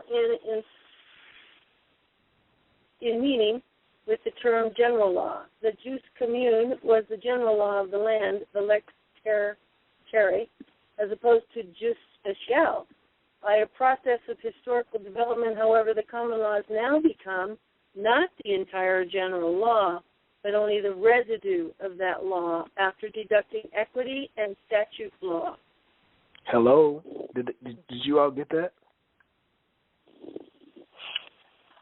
Say that one again. As a compound adjective, common law is understood as contrasted with or opposed to statutory and sometimes also to equitable or to criminal. Say her definition again.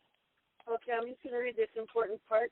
By a process of historical development, however, the common law has now become not the entire general law, but only the residue of that law after deducting equity and statute law.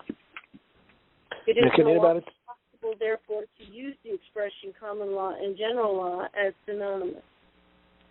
So does that mean that it's common law, if there is statute, then statute takes priority and the common law doesn't exist?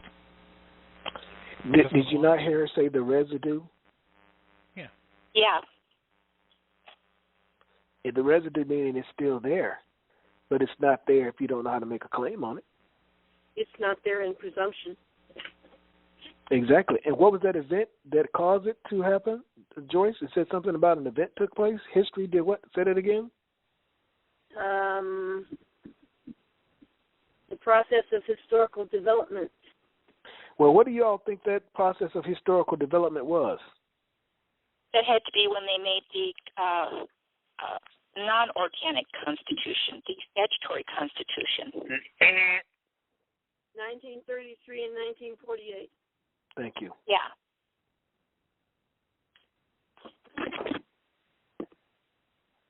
$1933 is that magic number. They tell you that's where the switch took place, right there. You went into the matrix.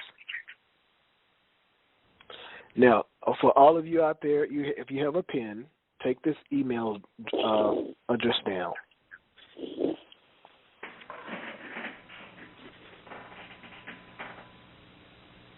This email address is stlprfct@yahoo.com. And that is the address for you all who want to make a small donation prior to the classes beginning via PayPal. Oh, via PayPal? Yes. Okay, I got a thing on PayPal, but first I want to get this address down. Is it S like Sam, and then T like Tom, L like Larry, P like Paul, R like Robert, S like Sam, C like Cat, No, P like... No, F like in Frank. Oh, F like Frank, and then T like Tom. It's S as in Sam, T as in Tommy, L as in Larry, P as in Paul, R as in Randy, F as in Frank, C as in Charlie, T as in Tom, @yahoo.com. Okay, now, as of July 1st, this is a notice on PayPal. and I've been posting this where the contract with PayPal is it's pretty disgusting. Let's see if I can find one of my posts. Oh, they're separating. You're going. Huh? Oh no, go ahead. They've changed. Yeah, it's going under contract July 1st. Unless you agree to contract with them, they are controlling the intellectual property of the name, and it's all. Let's see. Let me just read it here. When providing us with content or posting content using the services, you grant the PayPal group a non-exclusive, worldwide, perpetual, irrevocable, royalty-free, supplicable through multiple tiers right to exercise any and all copyright, publicity, trademarks, database rights, and intellectual property rights you have in the content in any media known now or in the future, further to the fullest extent permitted under the applicable law, and waive your moral rights and promise not to assert such rights against a PayPal group, its sublicensees, and assignees you represent, and warrant that none of the following infringe any intellectual property right: your provision of content to us, your posting of content using the services, and the PayPal group uses of such content, including of works derived from it in connection with the services.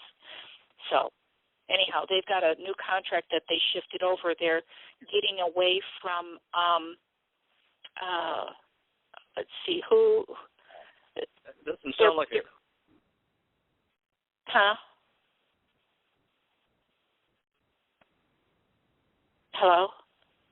I think he got booted off. Okay. Well, anyhow, they've got a new contract as of July 1st, so I really highly don't recommend using PayPal. There's got to be another means. Well.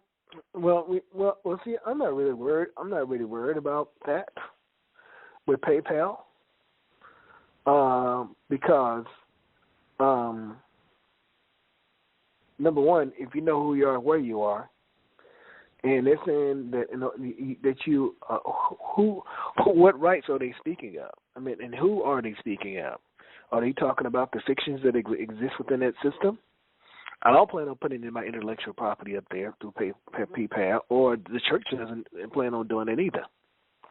So, what do you see being the drawback? Well, anything that has to do with the copyright, publicity, trademarks, database rights, intellectual property rights. So that would be the birth certificate name or the name or any of the data that you communicate with via PayPal. They are taking ownership, and they're going to be placing it wherever and whenever they choose. So it just would be adding more fire to the pot, so to say, on, you're being spread all over the world, whatever they choose to do to create havoc. I don't know. It just didn't look good. Well, I can't see how that would have an effect on me. Well, I guess we're still living in planet Earth, so I don't need any more. But the thing is that's what you fail to realize. They are not supposed to be on the soil. Only on the soil if you recognize and say that they are. Hello? But wouldn't that be a use? Now? What did we just say? What did we just say? You mean that we're on the soil? Two things. If they're saying that there's a breach, okay? Let's say there's a conflict or there's controversy. What has to take place before that controversy can be resolved? Establishing jurisdiction. Yes, that's one of them. But what has to happen? What has to happen before jurisdiction is true? But what am I saying more specifically, Andrea? Well, form. they have to come and find you and start some kind of proceeding against you. Well, who is you? Yeah. I'm asking you that. Who is you, Andrea? Well, they're going to come looking for the citizen, the citizen of democracy. The U.S. citizen? Yes. Now, what about if you don't identify as a U.S. citizen? Yeah, then they have nothing on you. If you don't self-incriminate, then... And when you claim, retain, and invoke all your status, your political status, and all your rights and stuff like that up front, letting them know that you don't abandon, you're not being silent, where are they going with that? Nowhere. Because it's a presumption that you are that person. And if you fail to deny or fail to say anything, then you are that person. Correct? Right. But I think in situations like this, it's not necessarily that there's going to be any kind of a breach on your part. It's you want to use their service, but you don't want your information to be, used without your permission. Well, whose information is it? That's not my information. What information of mine would they be using? They will only be using that commercial person's information. Hello? Okay. Yeah. Okay, so with them being a bank and they're using the commercial liability. They're not a bank to begin with. And the bottom line is, only thing that they could do if there was a problem, if there was a breach, and they want to do something, and so the government changed the rules, and you have this so-called Federal Reserve notes on deposit with them, then they could probably do something with that and try and force the person to come into their court to see how they're going to be determined. But how about if I am on the record and I'm not just signing their things, and let's say it's a corporation soul that has a nonprofit. When I say nonprofit, I mean truly an accepted entity, and it's an ecclesiastical, and it clearly says about it being ecclesiastical. I don't give a damn what they say, but if that's done properly and it's all done in the full faith and credit that you're not going to succumb to any of their ruling, anything that they have to do with the corporation soul or anything that's owned by the corporation soul, that you will always go by the ecclesiastical law, not their statutory law. Now, what are they going to do? Okay, so what you're saying is establish the documents and your standing correctly, and then everything else that is in the world of commerce would be directed to your corrected status and standing, and therefore it would fall away because you're declaring your intent. No, what I'm saying is, stop thinking it's the documents. The bottom line is, who are you, where are you, and what are you dealing with? If there is a problem, if there's money and they change the so-called Federal Reserve notes and they want to put a lien on something, then they could try to get you to come into a court, identify as a U.S. citizen in order to get those Federal Reserve notes.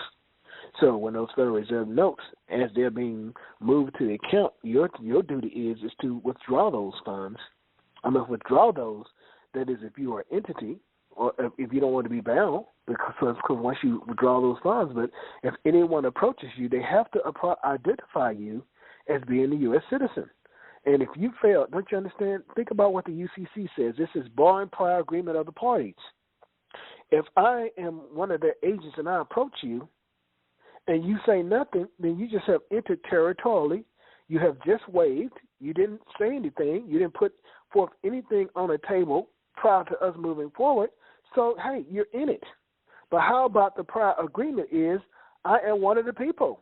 And I claim, retain, and invoke at all times all rights, powers, privileges, remedies, men, and defenses in relation to the Constitution of the United States of America as beneficiary. You're stopping them right then and there. Where are they going? You haven't acquiesced. They're waiting for you to produce the incriminating evidence.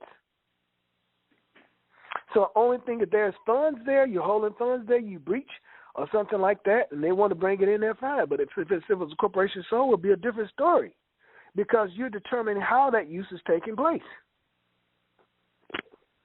If there's a use, it's just like those who have property out there.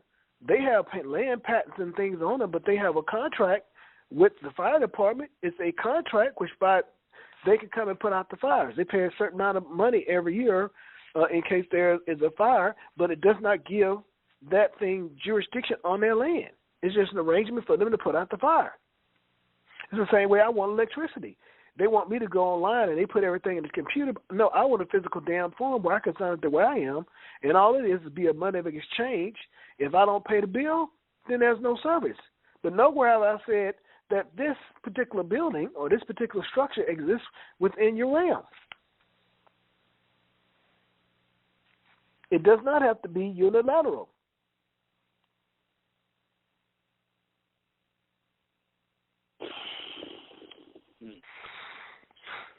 You know, and in the meantime, you know, if they'd say, well, we want you to do we want it done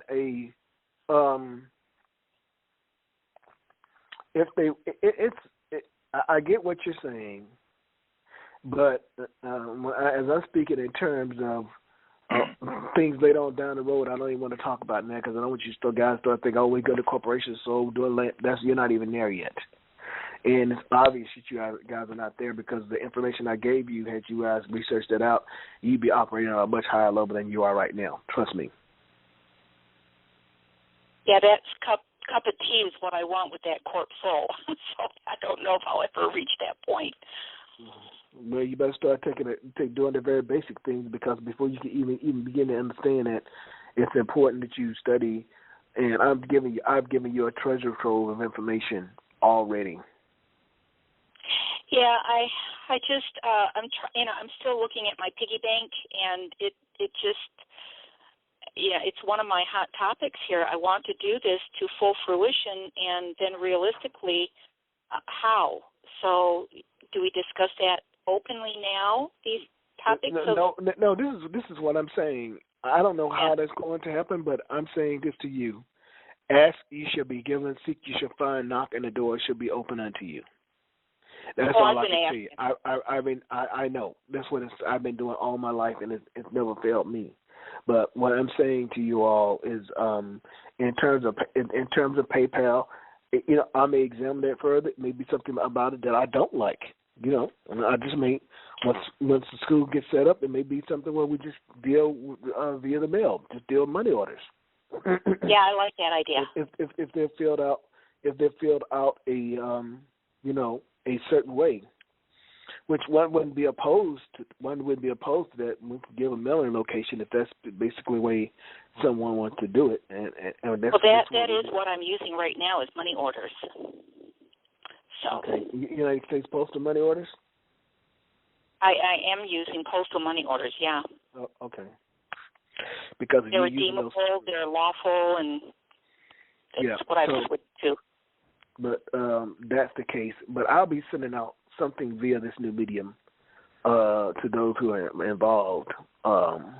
So we're getting very close to holding the class, and I know people got things they need to do. But after that won't be it, because you would think after those who've heard what has been presented to them,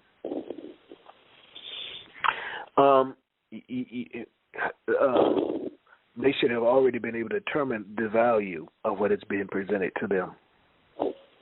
And maybe they haven't because they haven't researched it out. But that's not my problem. I'm not here. I'm not trying to win a contest. I laid it out there. I've always dealt in good faith, and I give you things that you can go and perform your own due diligence. And I know it'll prove out 1,000%. And just keep moving forward. And so all those who didn't, and as those other modules go, they think they're just going to jump in and be able to partake in those other modules. It's not happening. They're going to have to take the foundation, period. That's just all it is, because you're not going to be able to understand. And that's why I'm asking you guys these questions in varied form, so you can start seeing that, damn, I'm giving you a piece to the puzzle. Everything they want you to do in terms of ID, registration, and all that stuff, you could do it yourself. You have to be your own lawyer. They want you to submit to getting their ID, entering territorially, so you can be policed. You have a right to do that. Now, just as they're saying they have a right to do this. You're waiver to all that. No. If I'm a corporation, just if I want to do these things, once the corporation so has things in place to PayPal. Now, how in the hell can PayPal say, oh wait, you got to agree to this, and we won't do business with you? Or not say do business, or you can't participate. Like hell, the corp so can't participate. Like hell, me as a natural man, I can't. Even as one of the servers, I can't participate. You can't discriminate. You can't tell me I don't have a right to lose common law. Remember, you're the agent. I'm the damn beneficiary. I'm the principal. There's no sign on PayPal's door saying they won't do business with Coloradans or Tennesseans or Georgians.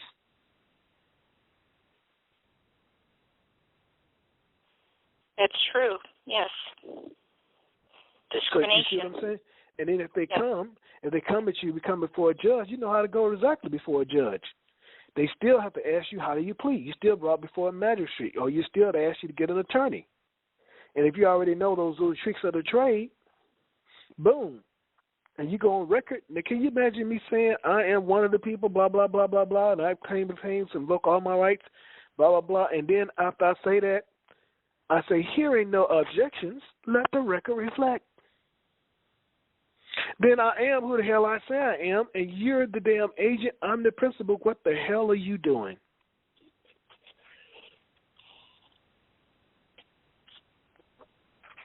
Now, what did you do? You just invoked God's protection. That's what I'm saying. I don't give a damn about. That's my meaning of the word. I called on His protection. I invoked. I claim. Now, you may can move against me and kill me or something like that, but I don't think that's going to suit too well with God. Practical application. Because if you had the power to do that, you wouldn't have tried to trick me and deceive me into signing your contract. So you know that it is a must that you get me to voluntarily abandon. I got to do like Adam and Eve. When they were told not to, went ahead and did and do it anyway. But I'll tell you, I'm not going there. Then they got a problem. So they might try to do something, but, then that's where your faith come in. That's when God deals with the asses.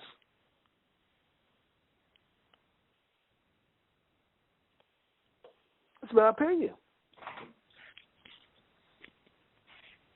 So in the perfect world, would one actually state that and send that to PayPal, or just not even be concerned about that because they have no authority to enact this, fictitious? What are they going to try to do? If they come and approach you, they're going to ask you, or don't the cops always ask you, don't you understand they have to give you due process?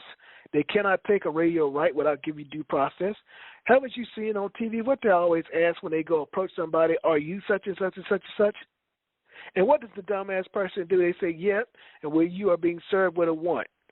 What did you fail to do? You failed to tell them who the hell you are, where you are, and who you are. Yeah. So since you did not do that, it's presumed you're one of theirs. You are somebody who's responsible for the debts of the United States. It's imperative that you always invoke, you always assert, you always put forth make a claim on your God-given rights and your protections up front. I don't care if it's your brother. I don't care if it's your twin brother, and you came out of the womb minutes before your twin. They are operating in a different time, place, space, and plane of jurisdiction than you. They are Mr. Smith in the black suit. Can turn to him at any moment. Why? Because they are all using that Social Security number. If you ask them, they have a Social Security number. First thing they tell you, my Social Security number is 1, 2, 3, 4, 5, 6, 7, 8, 9. Yeah, it's true. Yep. And family are much the worst judges on your character sometimes that can take place, yeah. And even then, if you're using PayPal, they would have to get you to say that you use PayPal. I would never make that argument. My argument is always, this is who I am. This is where I am. Who the hell are you to come territorially? I don't argue the issues. That's what they want you to do, argue the issues and fail to invoke who you are, thus surrendering to the jurisdiction of the judge, territory of the judge, and they got you. Because you fail to claim your rights. You fail to claim your God-given protections. Don't you understand how they doing it? Thank you for those examples. Thank you. Yes. It's just that simple. You fail to say, I'm with God. That's what you're failing to say.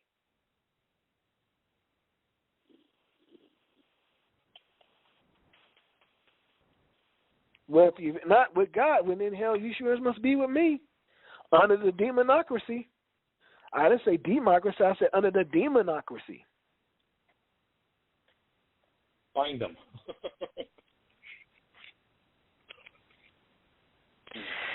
Does everybody have that? Check. Check.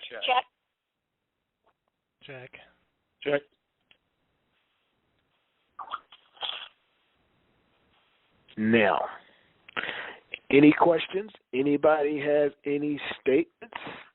Anyone has any comments on what they've learned?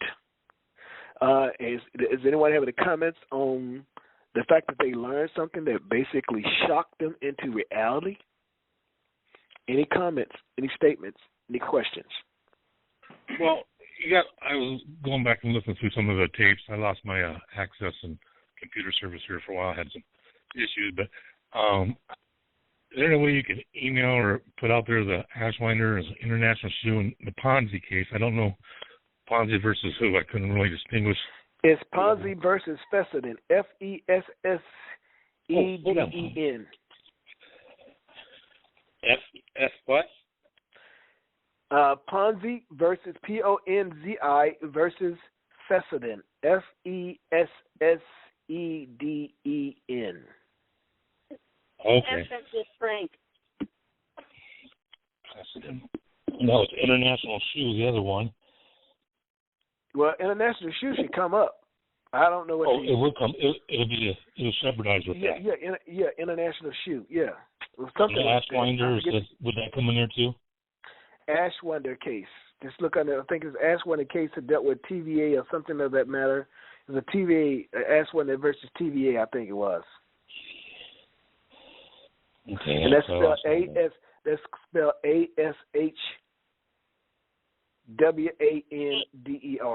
It's also known as the Brandeis Rules. Brandeis, Judge Brandeis, BRANDEIS Rules, RULES.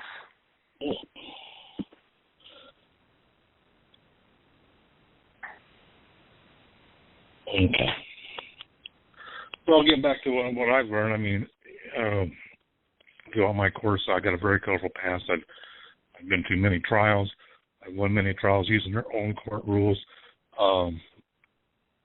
Seen a lot of processes out there that I always like to call them the chop suey methods. I never really went full throttle with them and kind of dipped my toes into them. They're very, you'd say, taxing.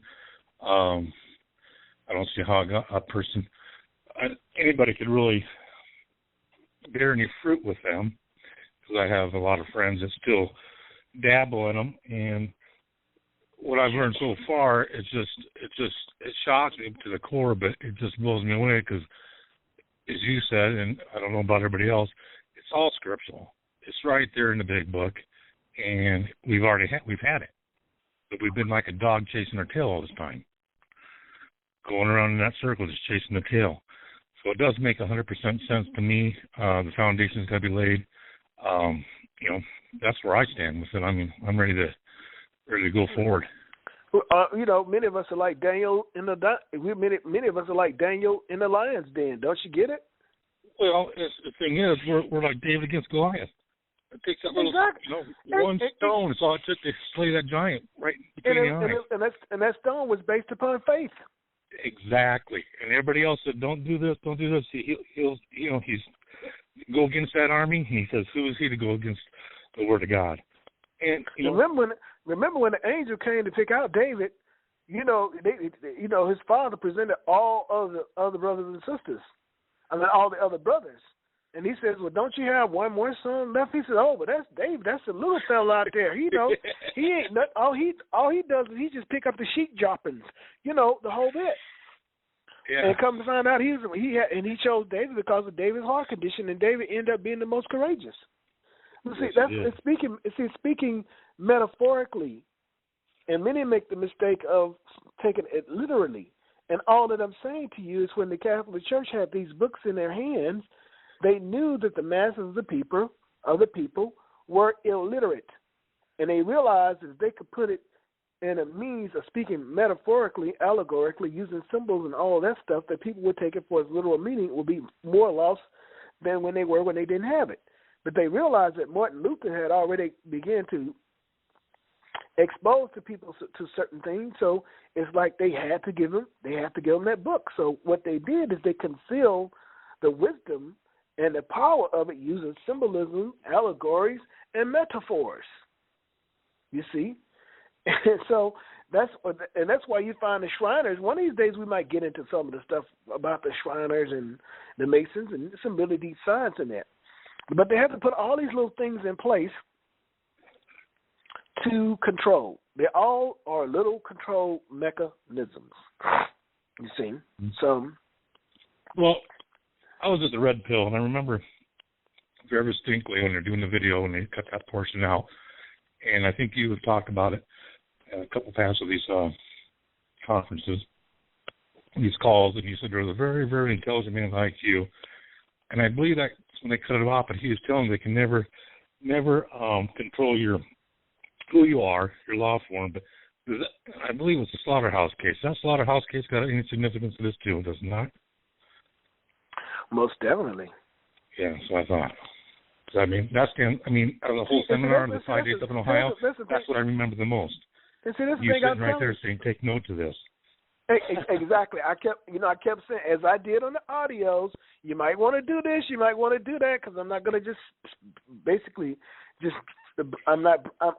I don't have breasts, and I don't plan on breastfeeding, okay? I'm not doing that. And I don't believe wiping asses after you saw it yourself. That's not me. I'm just not going to happen. Okay, after the fact. And so you can understand that the foundation that you're getting, if you stick to the foundation and start confirming, doing your own due diligence, I'm trying to tell you, your mouths, to those of you who like a lot of TV, your attraction toward the television will diminish. Because what happens is once you come into that certain awareness and you see what's on TV, it will sicken you. But it also, when you hear a politician or a judge or a Supreme Court justice or what's going on here in the news about the gay marriage and Obama, and you listen to some of these justices speak, you'll see it's like double speak. Because 1 minute they're saying the Supreme Court of the United States, and then they're saying the United States Supreme Court. And they're doing that, they're shooting you symbols so that you will be basically thinking they're the same. In actuality, they're not. I caught that the other day when they're going through the... Exactly. Scalia was a dissenting opinion, and he dissented in terms of the Supreme Court, the Chief Justice. They differ. But there are some things that are coming. So I like I said, for those of you who want to do PayPal, you can do that. Make those donations via PayPal, and as I get something set up, I do have that's what I'm working on, the mailing location for the school. I'm gonna probably have to sit down with I got a number of ways in which I'm going to deal with that, but I'm thinking about just for exercise purposes, sitting down with the local postmaster and giving them my dog and pony show. In terms of you don't have no one intercepting the funds like Lorraine, do you? No, please. Oh yeah, exactly. Are you kidding me? God. Just a little humor there. But see, many of them weren't there. I know. Didn't mean to distract anybody from anybody what was going on. It was something. When you said that, excuse my language, my testicles just ascended up into my gut.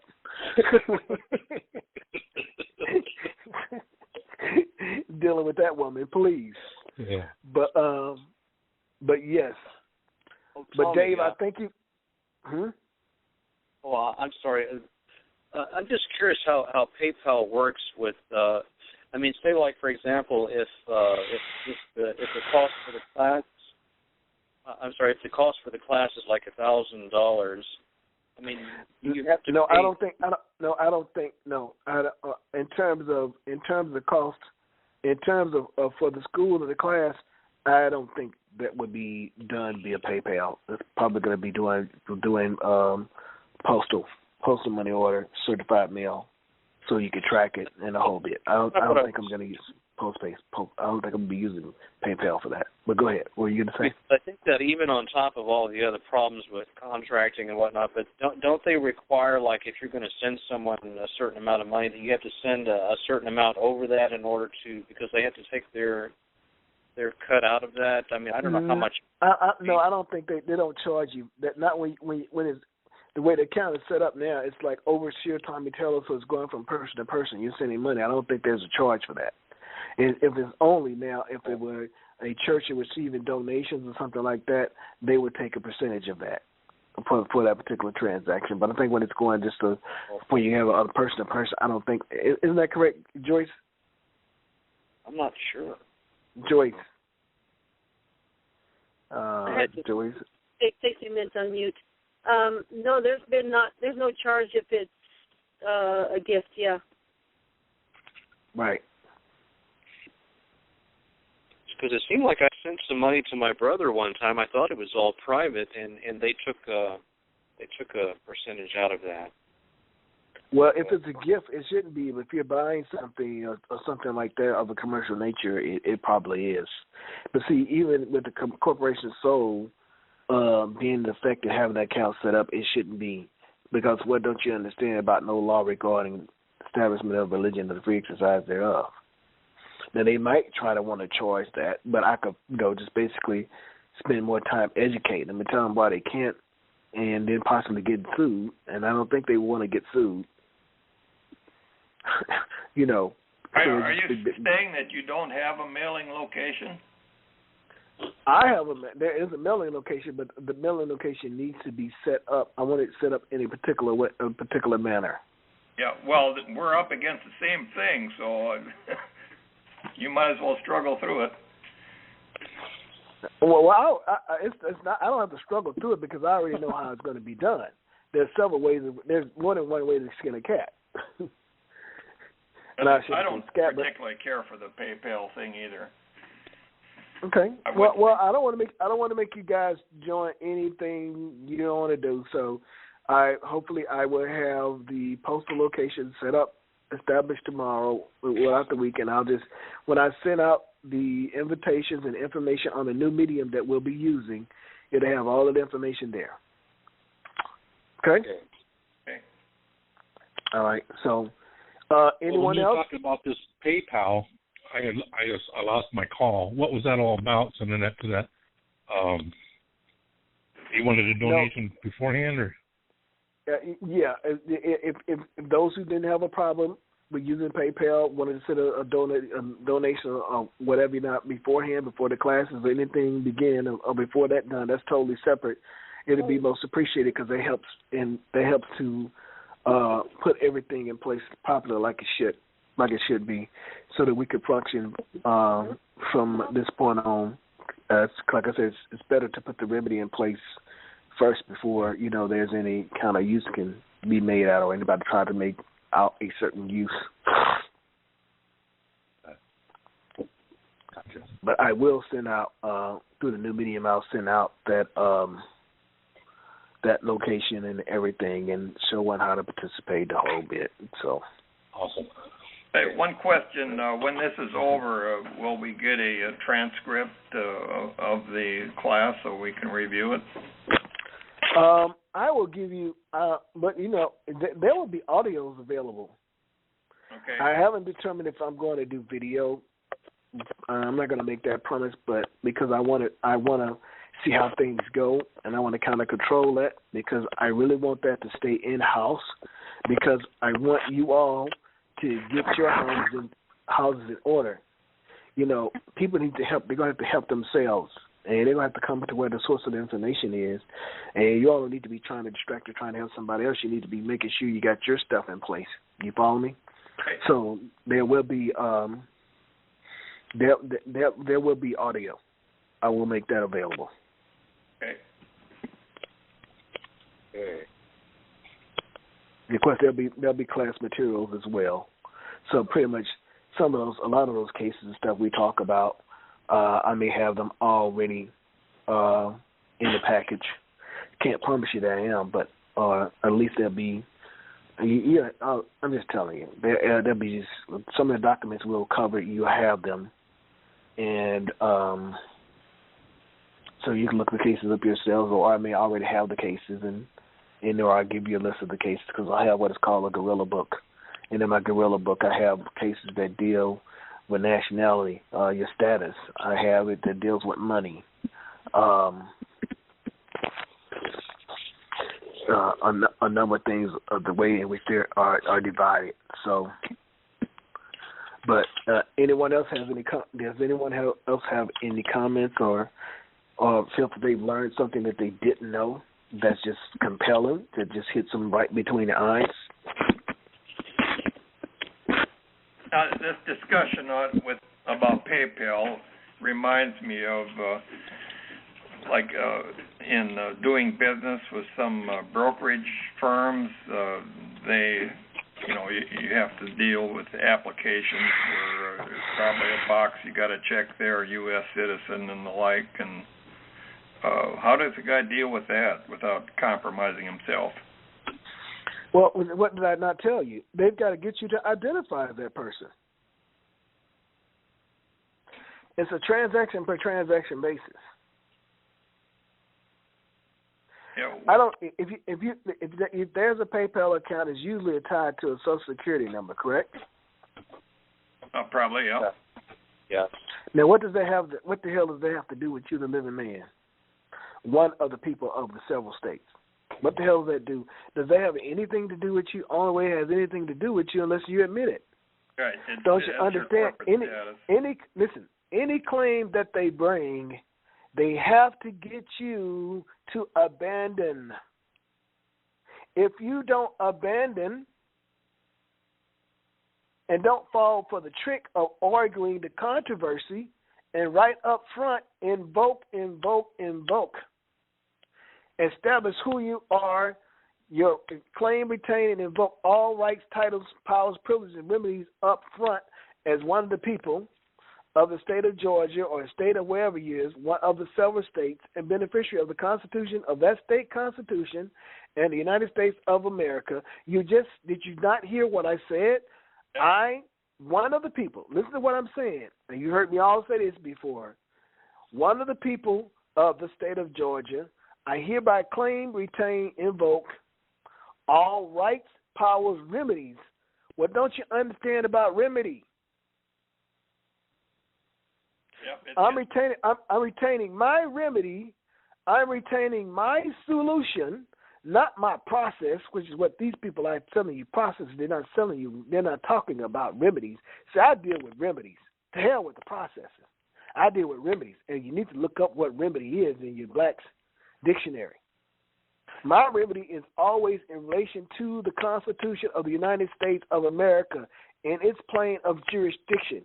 If I'm always there and it's always my intent, I'm telling you this is where my intent has always been and it's never been in any other plane of jurisdiction, how in the hell can they establish a nexus? Yeah, thanks for that. It's getting simpler. Just keep hammering away. Right. They cannot establish a nexus unless you provide them with the evidence. Don't ever argue the controversy. Establish who you are. It's called a direct attack. Who the hell are you? I'm always on the soil. I'm always in the republic. I'm always claiming my remedies and all of my powers. I'm the beneficiary because I'm one of the people of the several states. I'm the beneficiary or one of the people in posterity to the Constitution of the United States of America. Did you not? Who the hell are you? Did you not take an oath?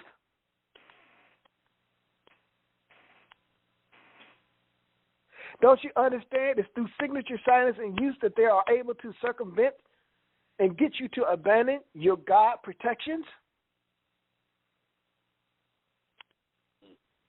If you recall, Adam and Eve were safe and had every damn thing they could possibly need until they went and messed around with the forbidden tree.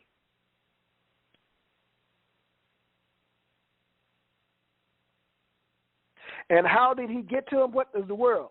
He appealed to a lower part of them. He was able to induce them. He was able to attract something in their makeup that made them do that. How does this world get you? They appeal to your lower nature. Look at all the sex, the gambling, the alcohol, the lying, the deceit.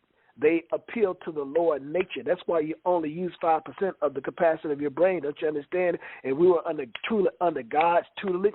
We would probably be using that other 95%. Don't you understand? They try to separate you from God on every level, and by doing so, you never reach the potential of being gods of the Most High God.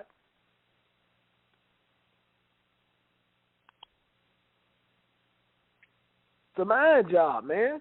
I can't say it enough. He said, Jesus, bow down to me. I don't want you to bow down to me. I'll give you all your eyes can see. I'll give you the appearance of reality for reality. God laughed. Because if Satan had any power, then maybe he would have signed up. But he knew Satan ain't got no power. I mean, Jesus knew he didn't have no power. Come on. You see what I'm saying? So what is that saying? Jesus told you that he's the way. He told you he's the example. You got it right there. It's being told right there. So it's like, and that's why I'm showing you, you got all the power. All they want you to do is signature, silence, and use.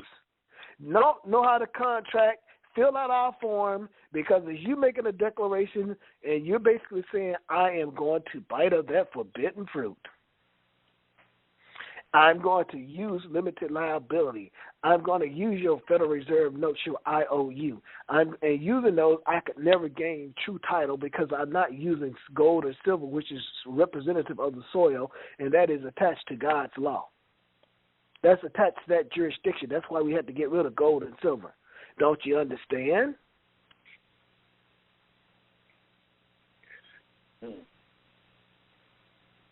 You got the power.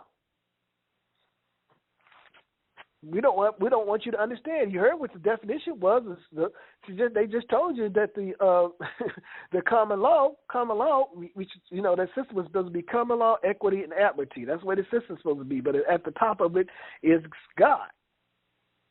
But in the republic, I still have some issues with that. We'll get back to that. I want to go beyond the republic. I don't need what they determined for me to be what's under God. I'm going to a whole nother level. But for now, based upon the system that we live in, or the system that's out there, we deal with that.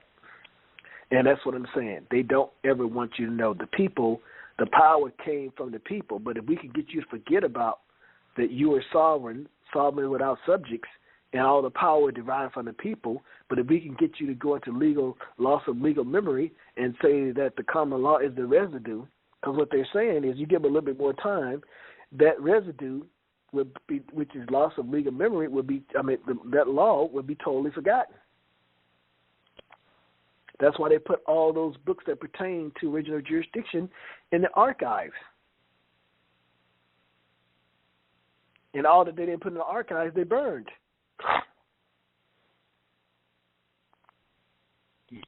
Wow.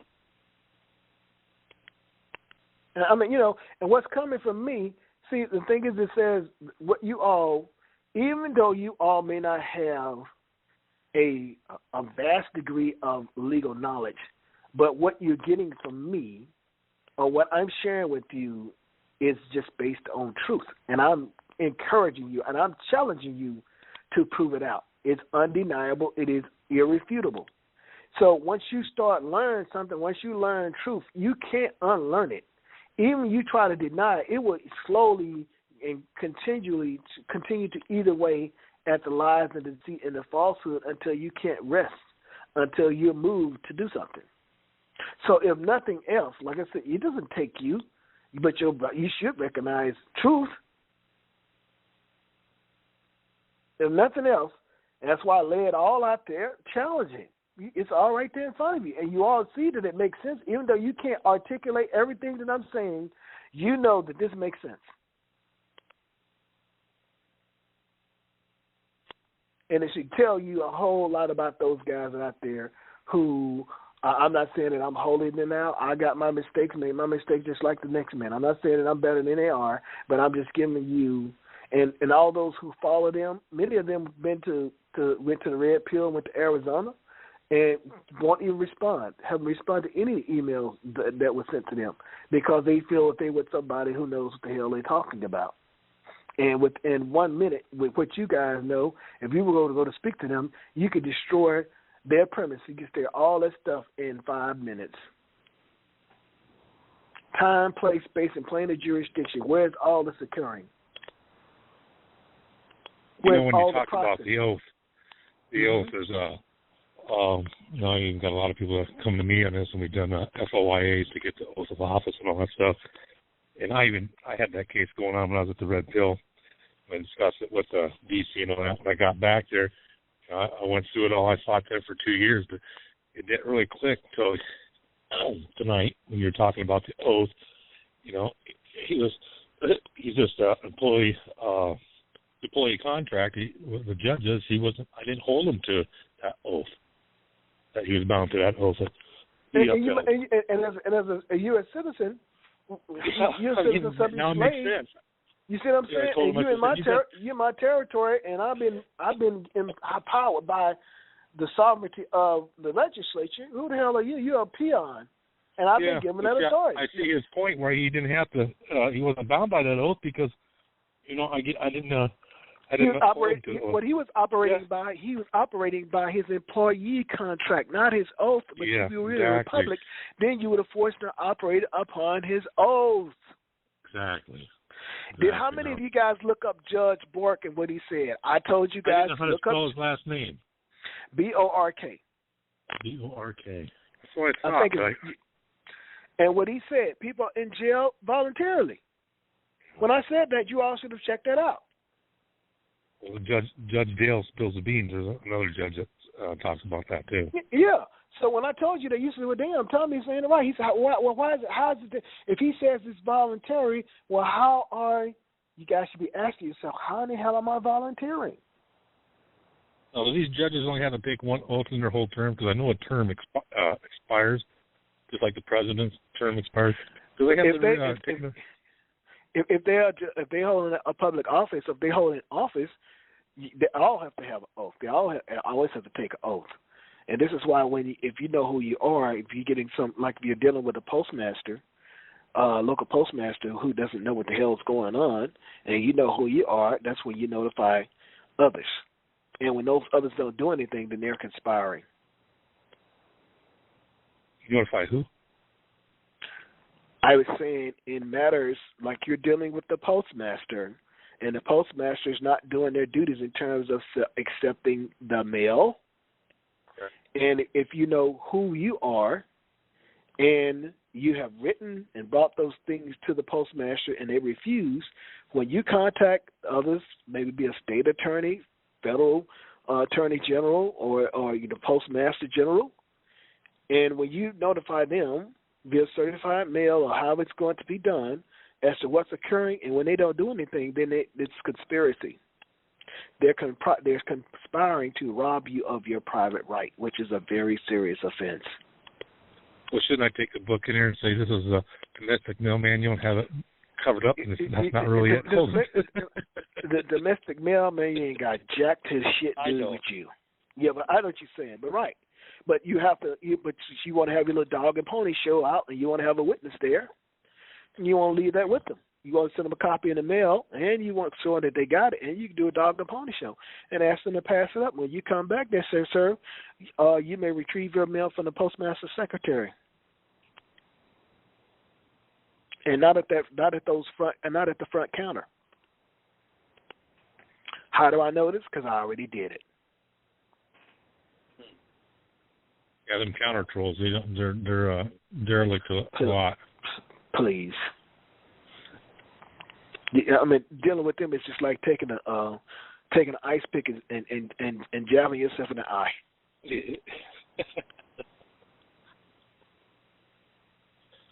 They have no idea. Okay. So, anyone else? Have you learned anything thus far that you didn't know that kind of shocked you? Or are you kind of getting, you want to make a statement before we end this thing?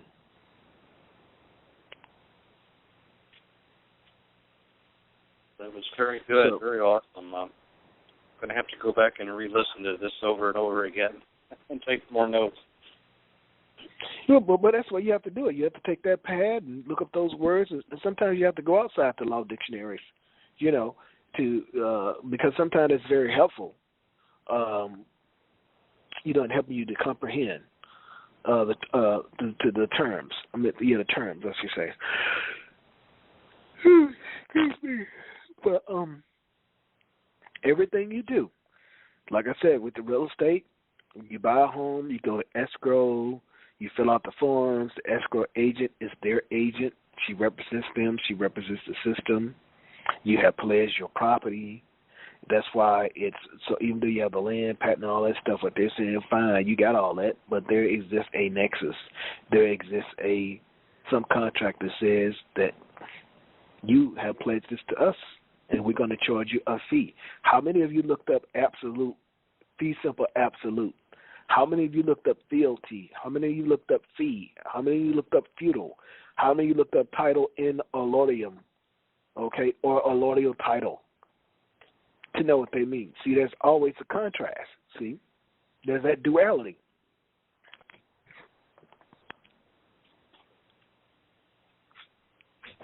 Wow. It's all there. And and what you see right now, I mean, if you think about it, guys,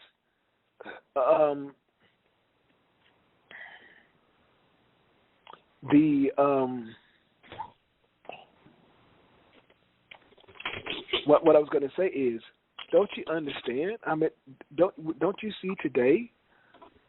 Don't you see that America is by far worse than Sodom and Gomorrah could ever have been?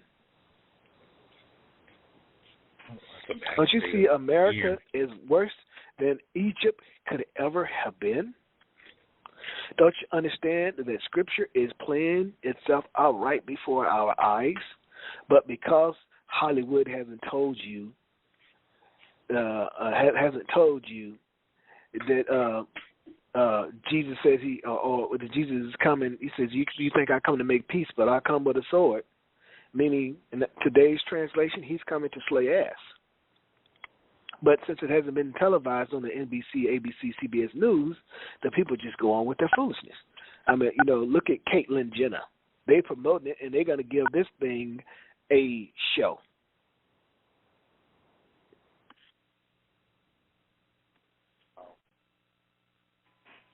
Poison in the water, poison in the food. They just everything they can to basically make you submit, killing you and making profit off of it at the same time.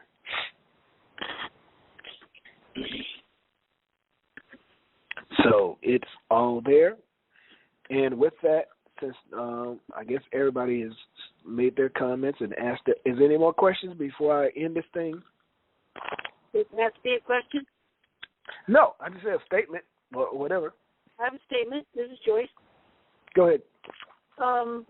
When Tommy tells you to look up all these things, if you do that and you kind of begin to collect them, you'll start putting together your own guerrilla document book. Save all of the court cases, look them up, copy them, get them on a document, keep them on a record, You'll want them someday.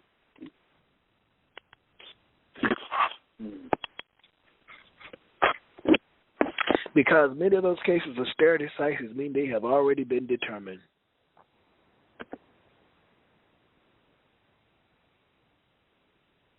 And if it's under your law form and your law form supersedes theirs, what can they say? That's why they didn't want your court cases prior to 48. Anything prior to 48 pretty much enter into their system because they could never win. Two different systems, two forms of money. It's the appearance of reality for reality. The 501c3 is made to appear to be a church when in actuality it is not. In other words, you see those who have gone to the seminary schools and gotten their license. In other words, what they're saying is it's illegal for you to say anything or do anything unless you get your license from us. Why can they say that? Because you enter territorial into their world. And we're going to tell you what you need to teach the people. Where if you just came on God's will, or the First Amendment, you don't necessarily need the First Amendment just as your allegiance to God. They can't go there. They can't make no law. And then if you go back and study feudalism, when it came to the church and state, or the king, he could not make any law regarding to the church.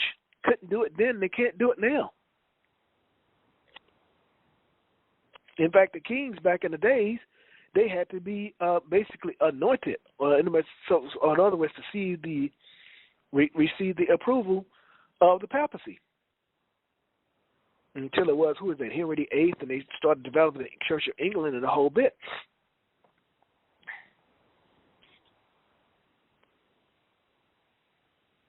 And see, and it's because a lot of people just don't have a historical perspective on things that they don't really see these things, and that's why I'm saying this is why it's all important. That's why I'm asking you those questions. And yes, I have a gorilla book, and Joyce is listen, folks. Joyce doesn't say very much. Her and Ben don't say much, but you would do well to listen. When they're telling you something, they're not just telling you just to be telling you something. They have done a lot of work, and they've learned a great deal. Once they got past a certain point, they've learned a great deal, and we have fun. It is absolutely exciting. And, every time I keep telling you, she'll tell you occasionally, research these things out. Don't wait for somebody to spoon feed you. Ask, you shall be given. Seek, you shall find. Knock, and the door should be open unto you. I didn't say that. God said it.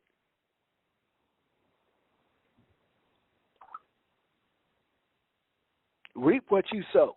Hell, you don't sow anything, you ain't going to reap nothing.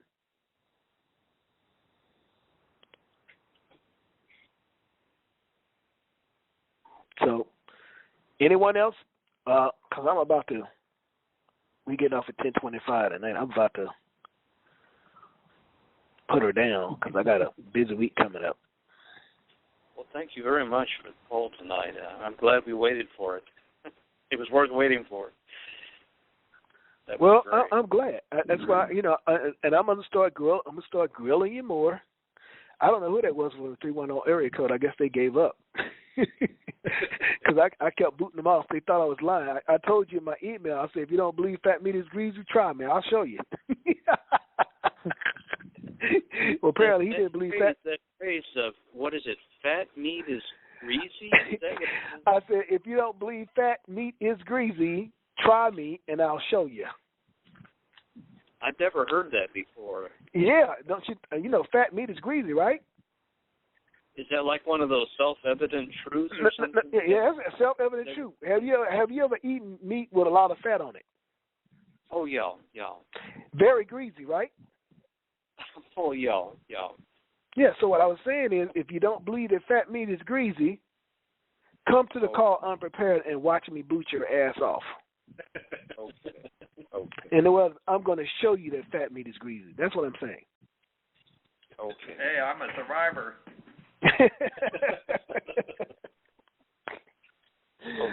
Well, I enjoyed you. I thank you all for participating. We'll be once I get that account set up for the new medium, I'll be sending you all an email, an invitation, and all that stuff, and then we'll have a where we'll go on for an hour, and also send you a link to YouTube videos so we can show you guys just how to go on online and just click. And you can either call in or you can do voice over internet protocol. But it'll probably be best if you just call in. I think that's always better. And then that way I will be able to show you certain YouTube videos. I'll be able to show you certain documents that I have. We actually be able to see them. And those of you who have smartphones and are sophisticated enough, you can download certain apps and you'll be able to see it over your phone. So if you're working or doing something that doesn't require total 100% attention, you'll be able to see, because sometimes when it's better to, as you discuss the documents, to see them and read them at the same time. Oh, yeah. So we'll be able to download documents then, is that... Well, when the classes start, you'll get them in your package anyway. Or if you don't, because I'll probably either send the package to you in the form of a zip file, or I go to a special section where you can just download all the documents. So yes, they're the ones I have. I'm not going to give them to you all at one time because there'll be certain ones I want to.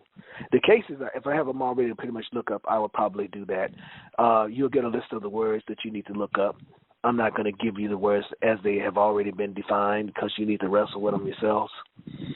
And you'll see those words and things like that. And some of the documents that I'll be using as a teaching tools, those will be provided to you as well for future reference, But as I said, please, just, I can't tell you what to do. We're operating on the system of honor.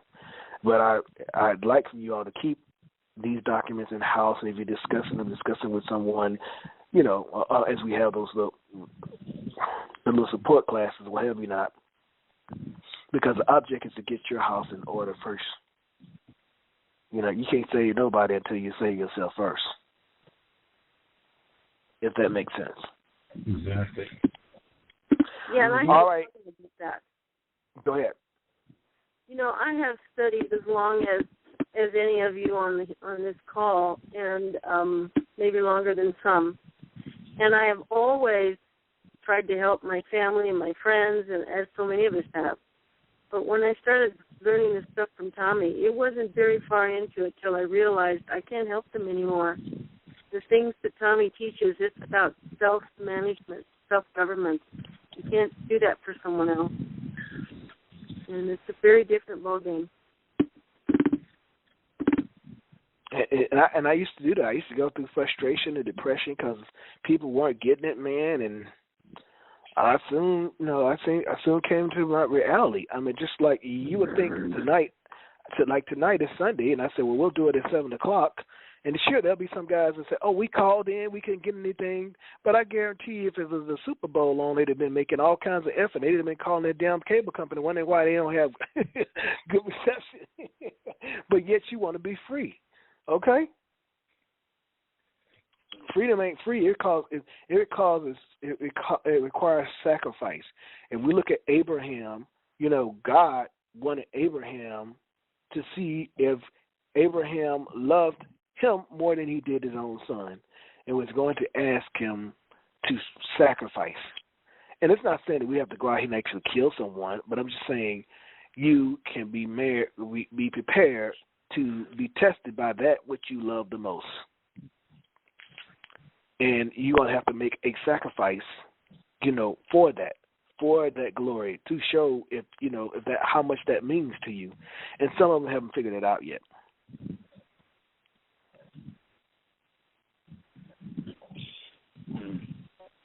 And you think that all that I've shown, and that all Joyce, would you share something with them, please, for me? What's that? You sent me a calculation. That calculation, would you share that information with them, please? Calculation? You remember the calculation as to what, not calculation, you sent me an email. You said, for what it's worth, I've taken some time to evaluate the time that you put in. Oh. Well, that was what this class is going to amount to. I divided time you would be putting into it not even the preparation time. This is just strictly the sharing time. And I'm going to try to remember it the best I can. I think it was $40 an hour that you would be earning just based on the class time, not all of these hours prior to the class, and none of the time you put into preparation. And in my opinion, $40 an hour for this kind of instruction was absolutely actually it came out to $28. Well, bucks. that's if you add in all of the hours you've already done, but that didn't include tonight. Right. And that still doesn't include all the time you've put into this. And in my and you know that you can't. That's barely more than you would get per hour starting at college graduate base pay going into government service. Every massage therapist, every healer, every blue collar worker makes that much and more. Yep. So I just wanted to point it out to you guys that it wasn't that I was just profit motivated. That I really wanted to do this first foundation for those who are going to take the class. You're really getting I wouldn't say you're getting a treat, but you really are, because this knowledge. When I say that, I'm not just blowing my horn. Joyce has been privy to a lot of things that most have not been. They have no idea. Her and Ben, they witnessed the audio. They've seen the documents. They've seen certain documents, and that's why she's able. They're just not on the bandwagon. Because let me tell you, they earned it. I didn't just feed them. I quizzed them. You know, sometimes I call them early in the morning when they still got sleep in their eyes, and I'd quiz them. Yeah, you think tonight was a quiz, tonight was nothing. Exactly, because I know that when I got off the phone with them, I know they were saying, that maniac. Hey, Joyce, hearing no objection, let the record stand, huh?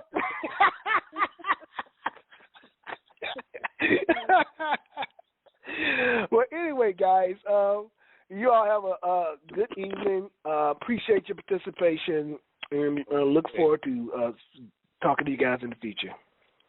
Appreciate your due diligence in allowing us to participate, Tommy. All right. Thanks. You're welcome. Yep, thank you. Talk to you later. Good night, everybody. Bye-bye. Thank you. Okay, good night.